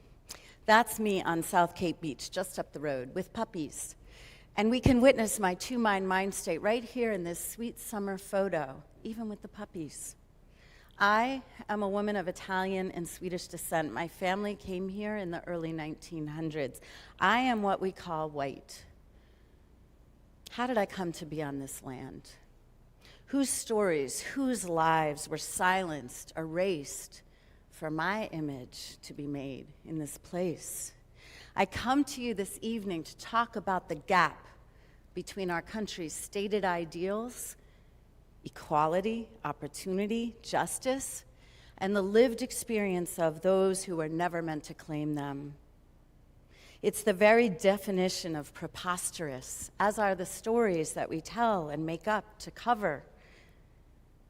I come to you thinking about first what it means to stand on this ground, Mashpee, hallowed ground made sacred by the atrocities that happened here, that are rarely mentioned here, though their impacts are everywhere visible here, if only, to borrow from Amanda Gorman, we're brave enough to see it. I honor our First Nation, Wampanoag, Wampanoag, people of the First Light, presencing here, grounding here, to feel the charge of the earth and all its energies, to feel all who have walked here. I feel the call to truth from erasure and harm. Will you come with me here, now, tonight? Let's go together in the eye of our imagination to Coles Hill, Plymouth. Let's see the sea of Wampanoag people gathered to mark a national day of mourning, also known as Thanksgiving. Here's what Wampanoag people say about this holiday. Thanksgiving Day is a reminder of the genocide of millions of Native people, the theft of Native lands, and the erasure of Native cultures. I'm of two minds, Mashpee. I am of two minds, and the space between is toxic. On the one hand, a laundry list of human rights violations that the world has collectively called the very worst: genocide, rape, forced displacement, enslavement, cultural annihilation, and more. On the other, turkey and pie, football and long naps, and ironically, the kind of kitchen conversations that can crack a family in two when they find that they're not of one mind. I ruminate. How must it feel to my First Nations neighbors to witness Thanksgiving, a holiday defined precisely by the consumption that's defiled Indigenous land and life, to the point where the Great Turtle Island, the earth itself, is in extreme peril?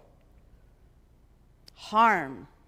What has always lived between these two American stories is all the unspeakable harm we now document with data that exposes gaps in the very stuff of life itself: health, mortality, wealth, education, residence, mobility, opportunity, well-being, prosperity.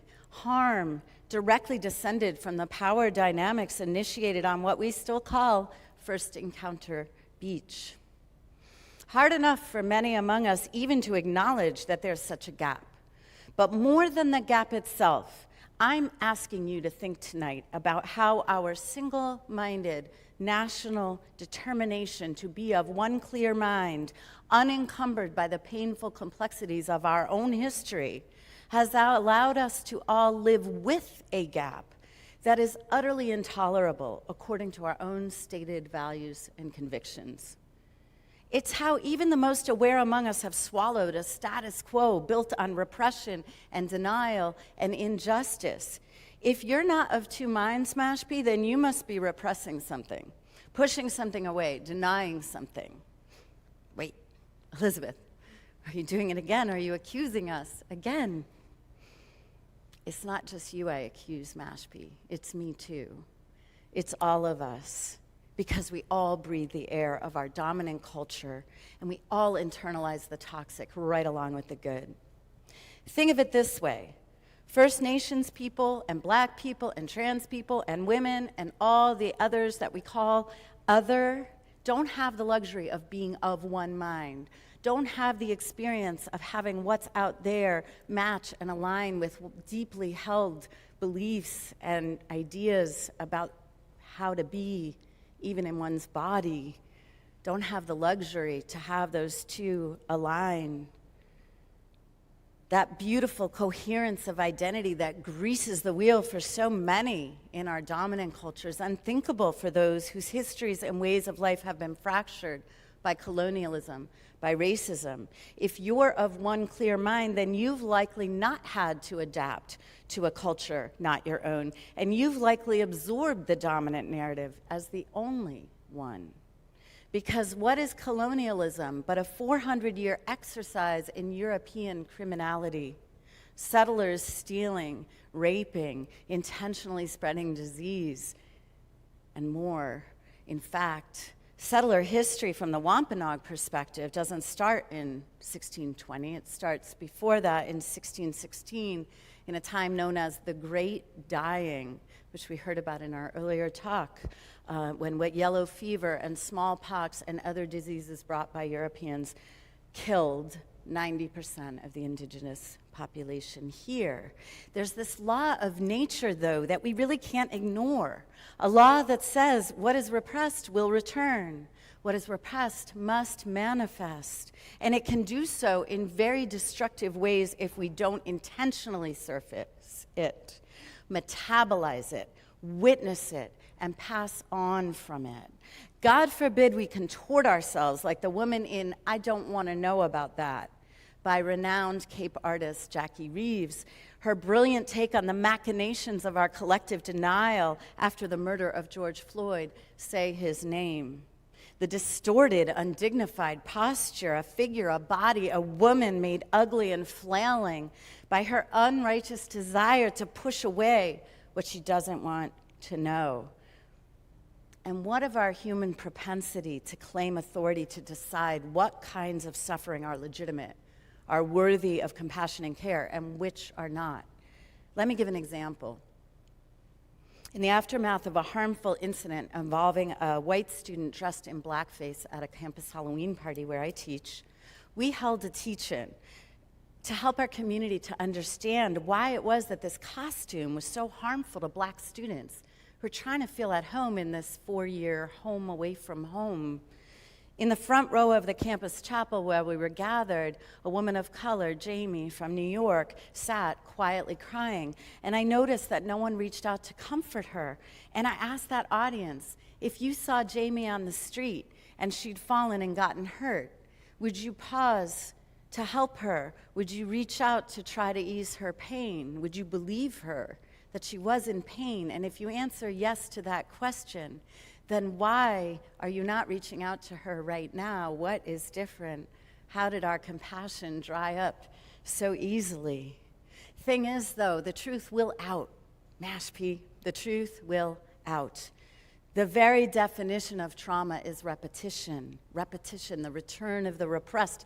And not just any repetition, compulsive repetition. Meaning that the one doing the repeating is not even aware that they're doing it.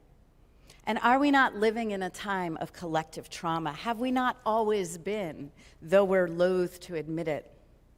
Just know this, even if you try to pretend it isn't there, as my predominantly white campus community did with Jamie, the energy of harm does not go anywhere until it's deliberately broken into manageable chunks and processed together, dispersed.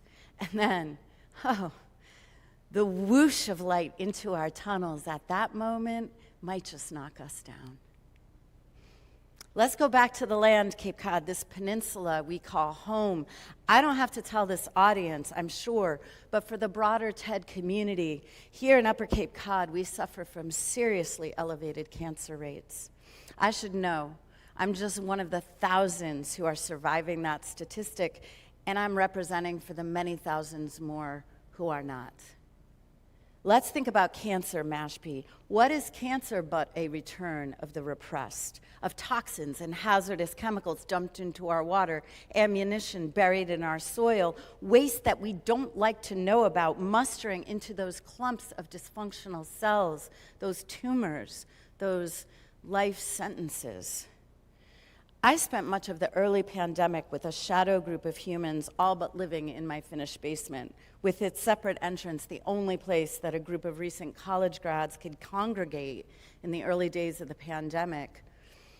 They came together because they had just lost their best friend, barely 24 years old, to a rare form of childhood leukemia sparked by toxic plumes in the groundwater from hazardous waste that had been buried for decades, over decades of time, in the soil at Otis Air Force Base, rather than having been safely disposed of. They were trying to make sense of how this could be. You could almost hear their one clear mind, the one that believed their environment was safe, the one that believed that it was being cared for by the adults in charge. You could almost feel that one clear mind cracking under the weight of all the truth to the contrary. I heard strains of conversation, sometimes laughter, far more often tears, rising up the stairs from this mix of young men and women who came together to witness an unbearable truth, that a young person's life was extinguished before he lived it because of our collective carelessness, our reckless denial of our own toxic reality. I mean, nobody bothers to deny our crimes here in the US. We just don't even speak of them as crimes. When we discuss genocide, enslavement, dispossession, and their legacies, it's as if no one actually did these things. There's no one to account for them. When John Doe harmed the community of black students at my college, the community of white students demonstrated a near-perfect ability to reconstruct his act as just a costume, just trying to honestly represent an actual person, Celtics player Paul Pierce. They just stripped away the parts they didn't want to know, the parts they could have only come to know through an authentic witnessing of Jamie's truth, unencumbered by their own resistance or even their response, just affirming her truth, witnessing her suffering, and acting with her to alleviate it. Mashpee, we're down to brass tacks here. We're at ground zero of a healthy society. We're just trying to acknowledge that reality is real. Just think, we used to talk about climate change. Then we shifted to climate catastrophe to account for the urgency.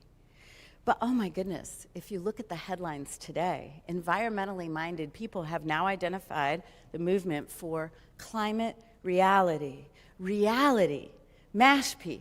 That is the low bar of what we're fighting for, just the ability to look at an apple and agree that it's an apple. The shared acknowledgement of the reality we're living and breathing each and every day. What we are looking for is collective awareness, collective accountability, collective healing, and that can only happen when individuals start seeing one another, recognizing experiences other than our own as legitimate, recognizing and admitting that they happened, witnessing and affirming new perspectives, working together to alleviate the suffering that we all share, though the degrees of our suffering, much to our collective shame, vary widely. Don't believe everything you think, Mashpee. Dare to be true. Your eyes will be awestruck at the green new worlds that suddenly appear. Thank you.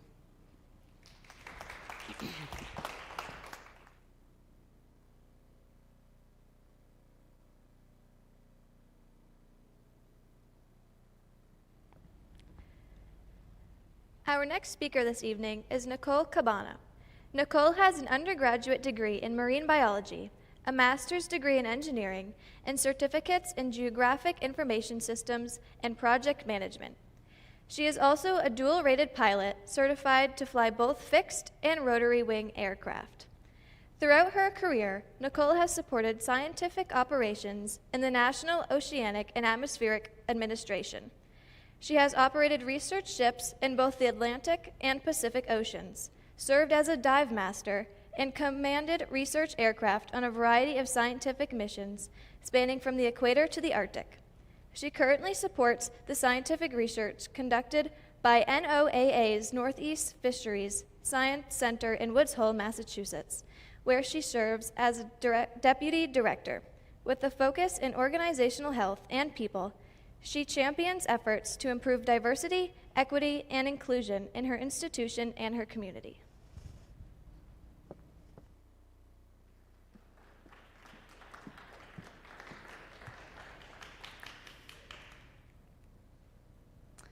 Let's talk about women in different career fields.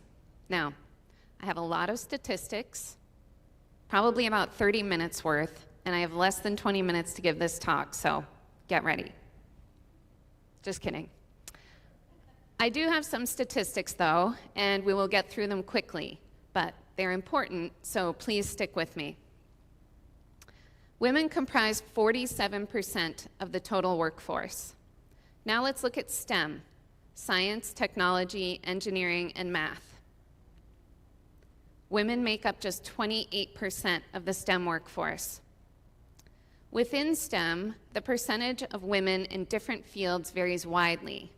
Engineering has only 15% women, whereas biological sciences has 48%. There are many other careers where women are even less represented than in STEM. For example, military officers, 18%. Aircraft pilots, 8%. And firefighters are only 3% female. I'm highlighting these fields because I served for 20 years as a uniformed officer. For 15 of those years, I was a pilot. I have a Master's of Engineering degree, and I served as a volunteer firefighter. Currently, I am a leader at a major marine biological institution in Woods Hole, Massachusetts. I have over 20 years of experience as a female professional in fields where I've been a minority. Before I go on, I want to share just a little bit more about my background. I have a marine biology undergraduate degree. I've spent my career working on research ships and research aircraft, frequently in a command role, conducting scientific research from the equator to the Arctic. From my undergraduate fieldwork to my current executive leadership role, my career has been rewarding, but it has not been easy. Women have come a long way, and there is more work to do, which I'm going to talk about. But I want to start off by saying that it is 100% possible for women to be successful in these fields. If I can do it, you can do it. So let's dig in. I'm going to talk about how we retain women in STEM.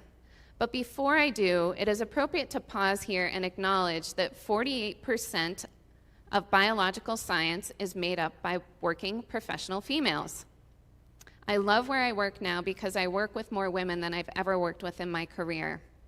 I feel more supported here than I ever have. So I want to acknowledge that this statistic is good. You can look at it and say, we're done. But this number masks the challenges that exist for women in the sciences. For instance, this number looks significantly worse for women who are minorities. Within STEM, only 6% of women are African American, and only 6% are Hispanic. In addition, there's still a significant discrepancy between women in the biological science and women in leadership positions in biological science.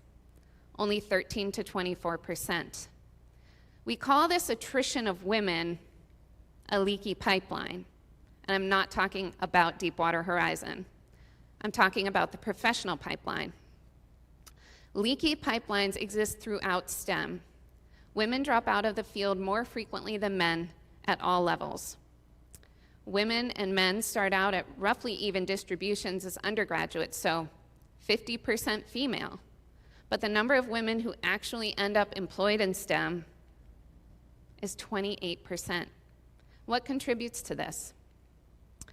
For many scientists, fieldwork is a necessary part of the job. Fieldwork is frequently conducted by small teams in remote locations for extended periods of time. Women experience more hostility, sexual harassment, and sexual assault in these environments, and often there is no way for them to get out. Jerica Hines of the Fieldwork Initiative found that over 2/3 of the 50 researchers she interviewed experienced violent, harassing, or fear-inducing events while conducting fieldwork.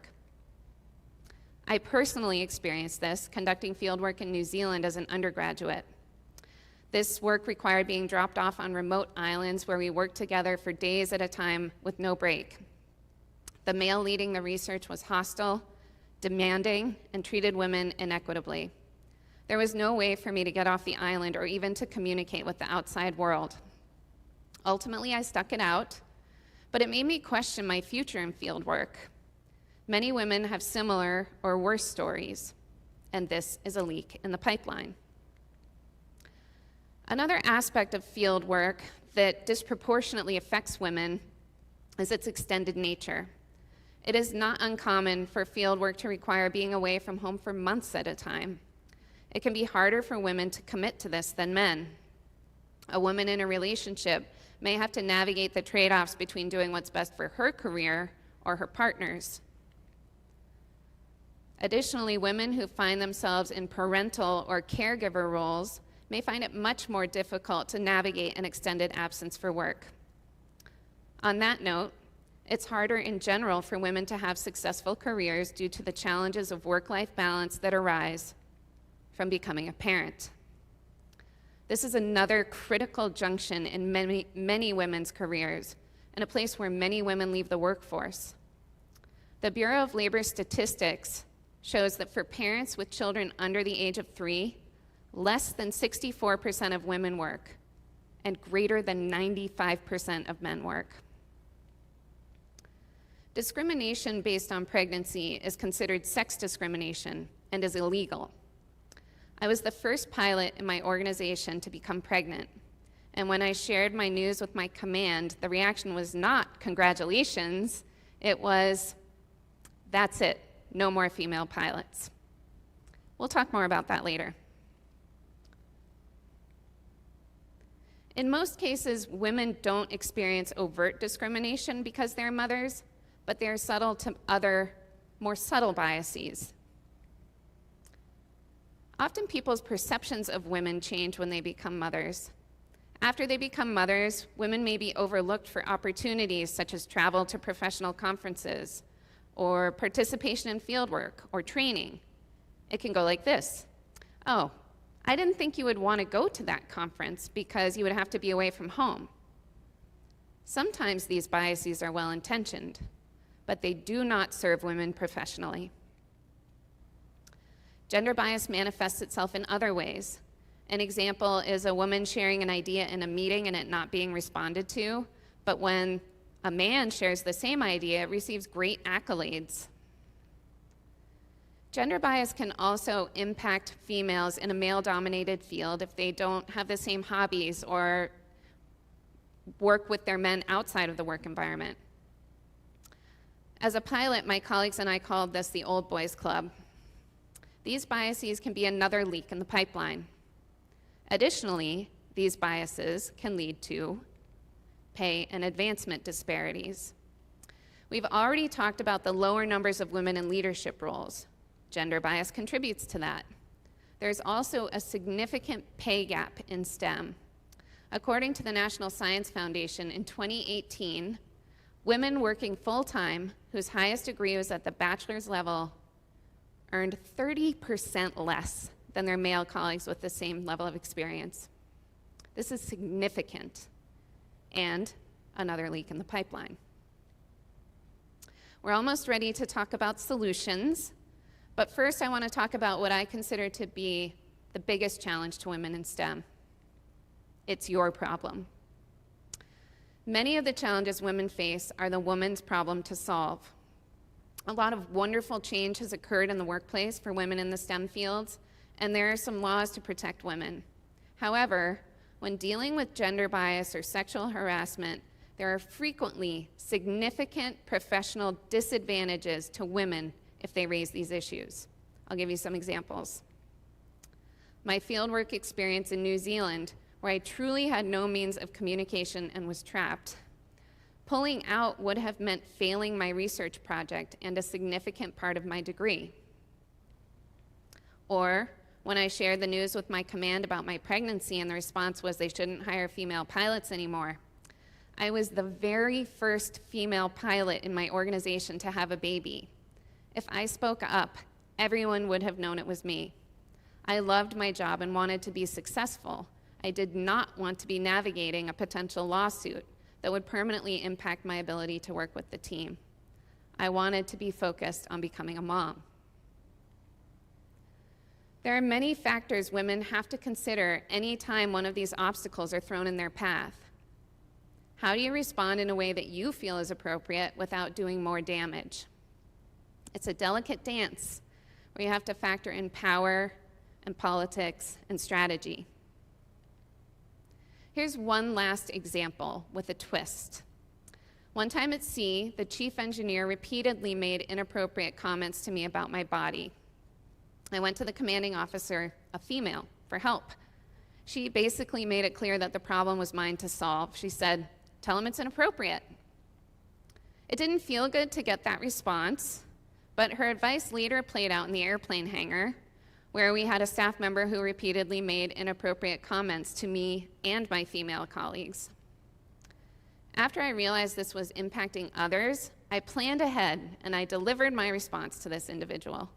He was so taken aback and frightened that he never made another inappropriate comment to me or my colleagues. That moment was impactful for me too, because I realized I had the power to influence behavior that can then save others from going through the same thing. And that is one of the ways that we can begin to address these problems. Here's another. Training. One of the first and most important things we can do is educate women and men about the challenges that they may face in the field and in the workplace. The Fieldwork Initiative that I mentioned earlier provides training about the realities of fieldwork, including tools and conversations before people go into the field. This prepares them to respond better if a situation arises. Bystander intervention training is also important in raising awareness and giving people tools to address gender and diversity challenges. Helping people to be able to speak up in a situation where it's their problem can be extremely powerful, as I just shared. Helping people to be able to speak up when they're in a situation where it's somebody else's problem can be just as powerful. The act of speaking up also sets an example that makes it easier for others to follow. Within institutions, it is important to establish cultural norms around behaviors that are desired: professionalism, respect, a psychologically safe environment. It's also important to have a variety of means of communicating when something's not right. Having an anonymous means of reporting can lead to greater transparency. Providing resources to help victims is also important. This can range from establishing a helpline to an employee assistance center with access to mental health professionals. Next, it is extremely important to provide positive early career experience to students and young professionals. This is what I'm really, really passionate about. Many women drop out of STEM if they have a negative experience, especially if it occurs early in their career. I work within my organization and with my fellow Woods Hole Science institutions to support paid undergraduate internship programs that target diversity. These programs emphasize training for the mentors of the students to help them have a positive experience, and they provide the students with real, substantial research. And almost universally, these result in a positive experience for the students. With over 200 graduates from these programs, over 80% of whom are minorities underrepresented in STEM, we have the tremendous success of having over 70% go on to careers in science. and over 20% go on to get PhDs. So this internship model is really powerful. It can be implemented in other places and can be used to help change the face of women and minorities in STEM. Another critical aspect of keeping women in science is having a network of people to provide support. I'm talking about both traditional networking and formal mentoring. For me, I had a trusted friend who entered the workforce at the same time as me and was by my side for 20 years. Women need examples at all levels that they can look to for advice and support, both men and women. It is also possible to be a mentor at any level. So, if you don't know who your mentor is, you don't have one. If you don't know who you're mentoring, you're not doing it. If you're not doing it, do it. Make those connections and pass it on. Another way to help retain women is to form programs to provide support. In my workplace, we established a number of different employee resource groups. I'm the sponsor for the women's group. This group provides a means for networking through formal activities and informal coffee breaks. It helps women connect, establish relationships, they can share their struggles, and support one another. We have another program in my workplace that I helped establish, the Nursing Mothers Program. This program provides additional resources to women in the challenging position of returning to work while continuing to breastfeed their babies. I can speak firsthand about the challenges of traveling and conducting field work while breastfeeding. The Nursing Mothers Program provides many resources to moms, including dedicated lactation rooms and access to pumps. We have a lactation consultant that they can call. And it most importantly provides a network of fellow moms that they can reach out to for support. Finally, it is essential to dig into these problems.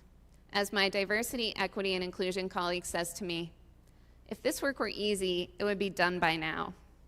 This work is not easy, and it's never done. It takes dedicated effort at all levels of the organization to address these challenges. It is especially important to have leadership buy-in. Leaders need to acknowledge that there is a problem and need to be outspoken about their support for all aspects of diversity, equity, and inclusion. I'm extremely fortunate that that type of support exists in my current workplace. One thing that worked especially well in my organization was hosting listening sessions. We had one on gender bias, and it was really eye-opening. And from what we learned, we were able to implement things to directly address some of the concerns that came up. Hiring a diversity officer is also really important. It sends a powerful message, and it brings a professional to the table to make sure things get done. We also have teams in my workplace of staff who volunteer to work on diversity, equity, and inclusion topics. A lot of institutions tend to rely just on this goodwill of staff, but making progress in this arena requires more work than just a collateral duty. It requires dedication and effort. It requires a team. We have made so much progress over the course of my 20-year career. There are so many more opportunities for women, so many more examples of women leaders, so many more tools that we have in our toolbox. I can't wait to see what the next 20 years will bring. Thank you.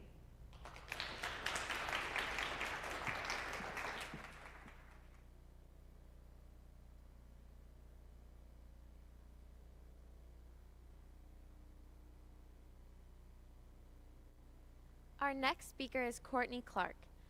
Courtney Clark directs the Everywhere She Maps program for Youth Mappers, a global network of students, researchers, educators, and scholars that use public geospatial technologies to highlight and directly address developmental challenges worldwide. Through her role, she leads efforts to increase inclusiveness in the geospatial community by empowering women student geographers to build their technical capacity, gain leadership experience, and direct mapping projects that use innovative open data methods to address gender inequality. She is also a manager of sponsored projects for the American Geographical Society, where she leads the Society's Geography Educator Initiative to support advanced placement human geography teachers by providing grants, professional development opportunities, and teaching resources. In 2021, she was elected to the board of directors of the humanitarian OpenStreetMap team. Courtney received her Master of Business Administration degree from The Ohio State University and her Bachelor of Arts degree in International Studies and Religious Studies from Loyola University, Chicago. Previously, she lived in Guinea for nearly 2 years as a Peace Corps volunteer and has traveled to 17 countries. Courtney has presented on the importance of open geographic data for international development at the White House and the United Nations.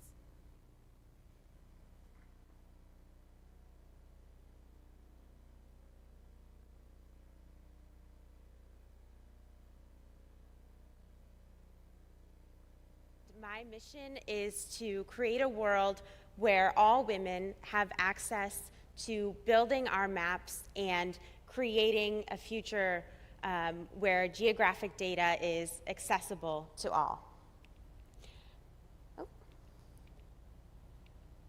So everyone in the audience, if you could please raise your hands if you have seen this map before, maybe not this exact image, but something similar. Great, I see most people in the audience have their hands raised, which is exactly what I would expect. And now raise your hand if you've seen this map of the world. A lot fewer people have their hands raised. Again, that is exactly what I would expect. So I'm going to put these two maps side by side, and I'd love for you to just take a few seconds to look at them and reflect on the key differences between the two. So the first and the most obvious difference is that on these maps, the size and the location of our continents is wildly different. Mercator's map makes it seem like, for example, Africa and Greenland are the same size, whereas Gall's and Peters' map, if we're to believe that map, makes it seem as though Africa is maybe 14, 15 times greater than Greenland. Once again, if we're to believe Mercator, who was a German map maker who actually drew this map first in 1569, if we believe him, then we might think Germany is in the center of the world. It's centered both vertically and horizontally. But if instead we believe Gall and Peters, then we would think perhaps Germany is in the northernmost quarter of the planet and not the center of the earth. And actually, we should believe Gall and Peters because they actually designed this map to accurately represent the size of land masses on our planet. Mercator, on the other hand, designed his map to help European colonial powers navigate the oceans.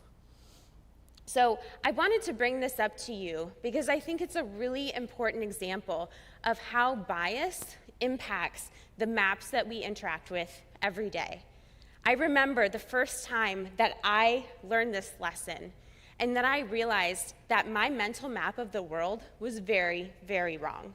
See, growing up, I took Mercator's map for granted because it was ubiquitous. It still is today in our classrooms, public spaces, and online spaces. So my mind was truly blown when I learned that Gall and Peters' map was much more accurate. But see, bias doesn't just show up on what is portrayed in our maps, it also shows up in what's left out of maps. So I want to go back to 2012 and have you come on this journey with me. I had just graduated from college and I joined the Peace Corps as a public health volunteer. I moved to Guinea, which is a West African country, and after 2 months of intensive training, the Peace Corps dropped me off in my host village. It was a small, rural village in the middle of the country. Now, Peace Corps could be incredibly challenging at times. It could be isolating and even heartbreaking. But I was able to not just survive in Peace Corps, but to thrive thanks to the women pictured here. They represent multiple generations of strong, independent women who took me under their wing. And over time, they transformed from my host family to real family. I ended up loving living in Guinea and managing public health projects there. So much so that I plan to stay and extend my service past the normal 2 years. So you can imagine I was pretty devastated in August of 2014 when my fellow volunteers and I had to be evacuated because of the increasing risk of the Ebola epidemic. So there I was in the fall of 2014, back living in my parents' house and reading headline after headline about how the Ebola epidemic was worsening in West Africa. I felt desperate to find a way to aid in the response. So I started researching. I reached out to my network and my connections, and that's when I was first introduced to the OpenStreetMap project. You can think of OpenStreetMap as the Wikipedia of world maps. It is a free, editable map of the world. Anyone can edit it. You can, your mom can, your neighbor down the street. And it's a public good, meaning we all own it. It's not owned by a single corporation or entity. So OpenStreetMap was important in the Ebola response because organizations like the Red Cross and Doctors Without Borders needed access to up-to-date digital geographic information in order to provide medical services to villages in West Africa or to conduct contact tracing. But the problem was there was no accurate digital geographic information of many of these places. So in the US, we're really lucky. We have great geographic data right at our fingertips on our phones. I'm sure many of you used a routing application on your phone to arrive at this event tonight. We take it for granted. But Google Maps is so great in the US because it has an incentive, and that is profit. Companies in the US pay Google so they can advertise on the Google Maps platform. We as consumers have the dollars to spend with those companies. So Google's going to keep maintaining and building its amazing map. That's certainly not the case in Guinea, and that's where a project like OpenStreetMap is so important. Just a few days ago, I took this screenshot. This is where my host village should be on Google Maps. There is a main road, that yellow line going through the middle of the screen, a few paths that are the white lines. But if you took this map to be true, you would think that nothing really exists here, that no one lives here.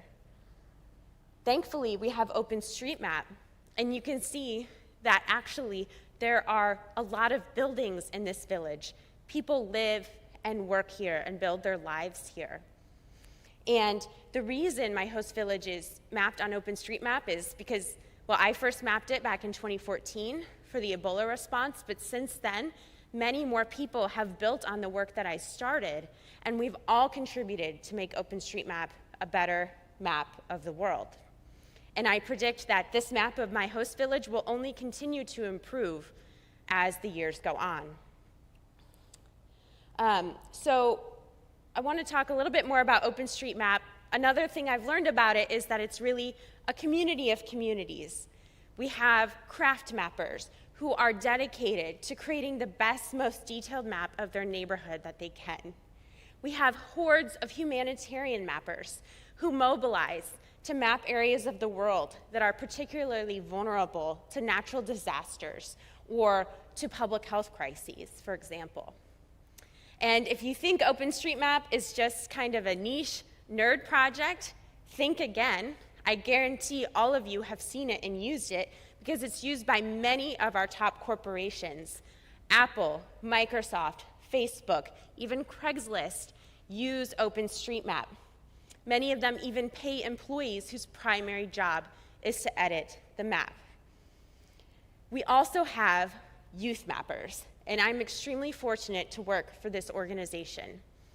We are a consortium of university students, researchers, and educators around the world who are passionate about using geographic data to identify and advocate for changes to social and environmental issues in our communities.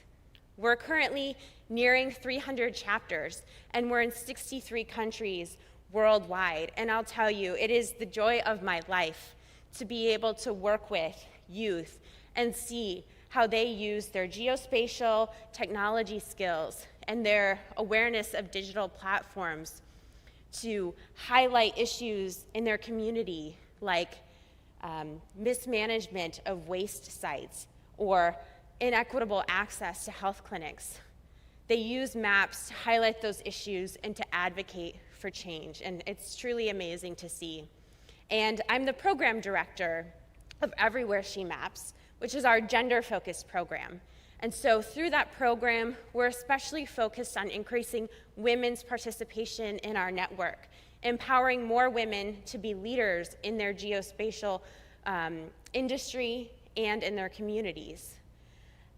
And so for all that OpenStreetMap, though, has done to democratize data and access to data, there are still issues. It would be really naive to think that OpenStreetMap and even youth mappers could exist outside of current power structures and societal and cultural norms that are in the world.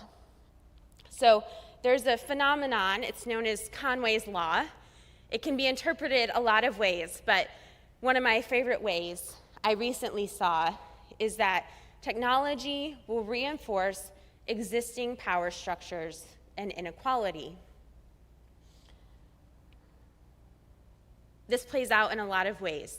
For example, 2 times more men than women work in the geospatial technology industry. On top of that, only 22% of geospatial executives are women. We know that women from a young age are less likely to be encouraged to pursue educations in STEM and to continue to seek careers in STEM and to remain in those fields throughout their lives. There are a lot of reasons why women are less There are a lot of reasons why women don't participate in STEM and in the geospatial industry as much as men do.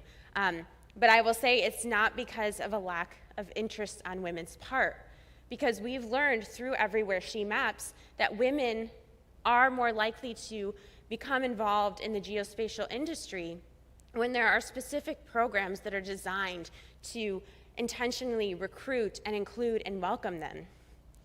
And we know this because we are really proud to say, that actually 40% of Youth Mappers students are women. We know we have a lot of work to do to get to 50%, but this is a great sign that there are things that we can do to increase diversity in the geospatial industry and in technology more broadly. And I want to highlight a story of a particular youth mapper to show how important this is and to show this program in action. So I want you to meet Natalia da Silveira Arruda. She's currently a PhD candidate at Arizona State University. And before that, she was a professor living in Medellin, Colombia. She also serves as a Youth Mappers Everywhere She Maps regional ambassador. Now, when Natalia was living in Medellin, she led a team that wanted to map the physical cycling infrastructure of the city. They wanted to help people optimize their cycling routes, and so they put their geospatial skills to work and created this map. But what was really important is that they didn't stop there. Natalia and her team also wanted to understand cyclists' motivation and their perceptions and their reasons for cycling in certain areas or not. And they looked at this data and they surveyed cyclists through a variety of lenses, but the most important was gender, because they found that women were severely limiting their mobility around the city for a few reasons. There were many areas of the city that women perceived to be unsafe for cycling. These are high traffic roads. Women preferred to stick to bike lanes. And that's because they had less confidence in their cycling abilities and they thought they were less experienced than men, even when objectively they had been cycling longer than men or more frequently. And so what Natalia and her team uncovered by using this gender lens is that there were many areas of the city that women just weren't accessing on their bikes, and they created this really powerful map showing these perceptions. So you can see the red areas on the map are where cyclists perceived, women cyclists perceived the city to be unsafe for them. And the purple areas are where they did feel comfortable biking. And so they were able to highlight this issue of limited women's mobility around the city and call attention to it and advocate for safer spaces for women within the cycling community of Medellin. So I really love this story. I think it's an amazing example of an empowered woman empowering other women. Natalia used her leadership skills and her vision and her geospatial knowledge and command of geospatial digital tools to bring attention to this issue that was disproportionately impacting women. So I want you now to think back to Mercator's map. And we learned that he was German, so again, not surprising that he put Germany in the middle of his map. I think it is time for women to have more of a say in what is mapped in our world and what we are able to see in terms of the data that we access. Men historically have long dominated the field of geography, and it's time to make it more equitable and more diverse. So I have a few ways I want to invite you to join me in this work. First, encourage, mentor, sponsor a girl or a young woman who has expressed interest in a STEM career. Help her access the networking and the resources and the education she might need in order to pursue that career. I also invite you to learn more about OpenStreetMap. Like I said before, it's something we can all edit, and I would love for you to add your perspective to the map as well. And finally, I challenge you next time you look at a map to think critically and ask yourself, who mapped this and why? And I have dedicated my efforts to ensuring that the geography field becomes more diverse and that any young woman who wants to make a difference in her community using data has access to the resources and the skills and has the confidence in order to do so. And that is why I believe in Everywhere She Maps. Thank you.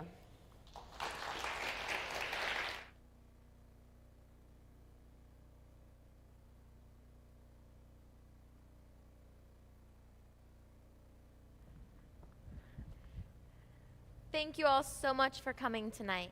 But most importantly, thank you so much to our brilliant, intelligent, and empowering speakers. You all did a wonderful job. Let's hear a round of applause.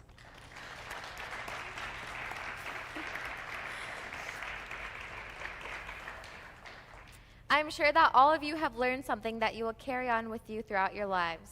Once again, thank you so much for coming and helping to make this event possible. Good night, everyone.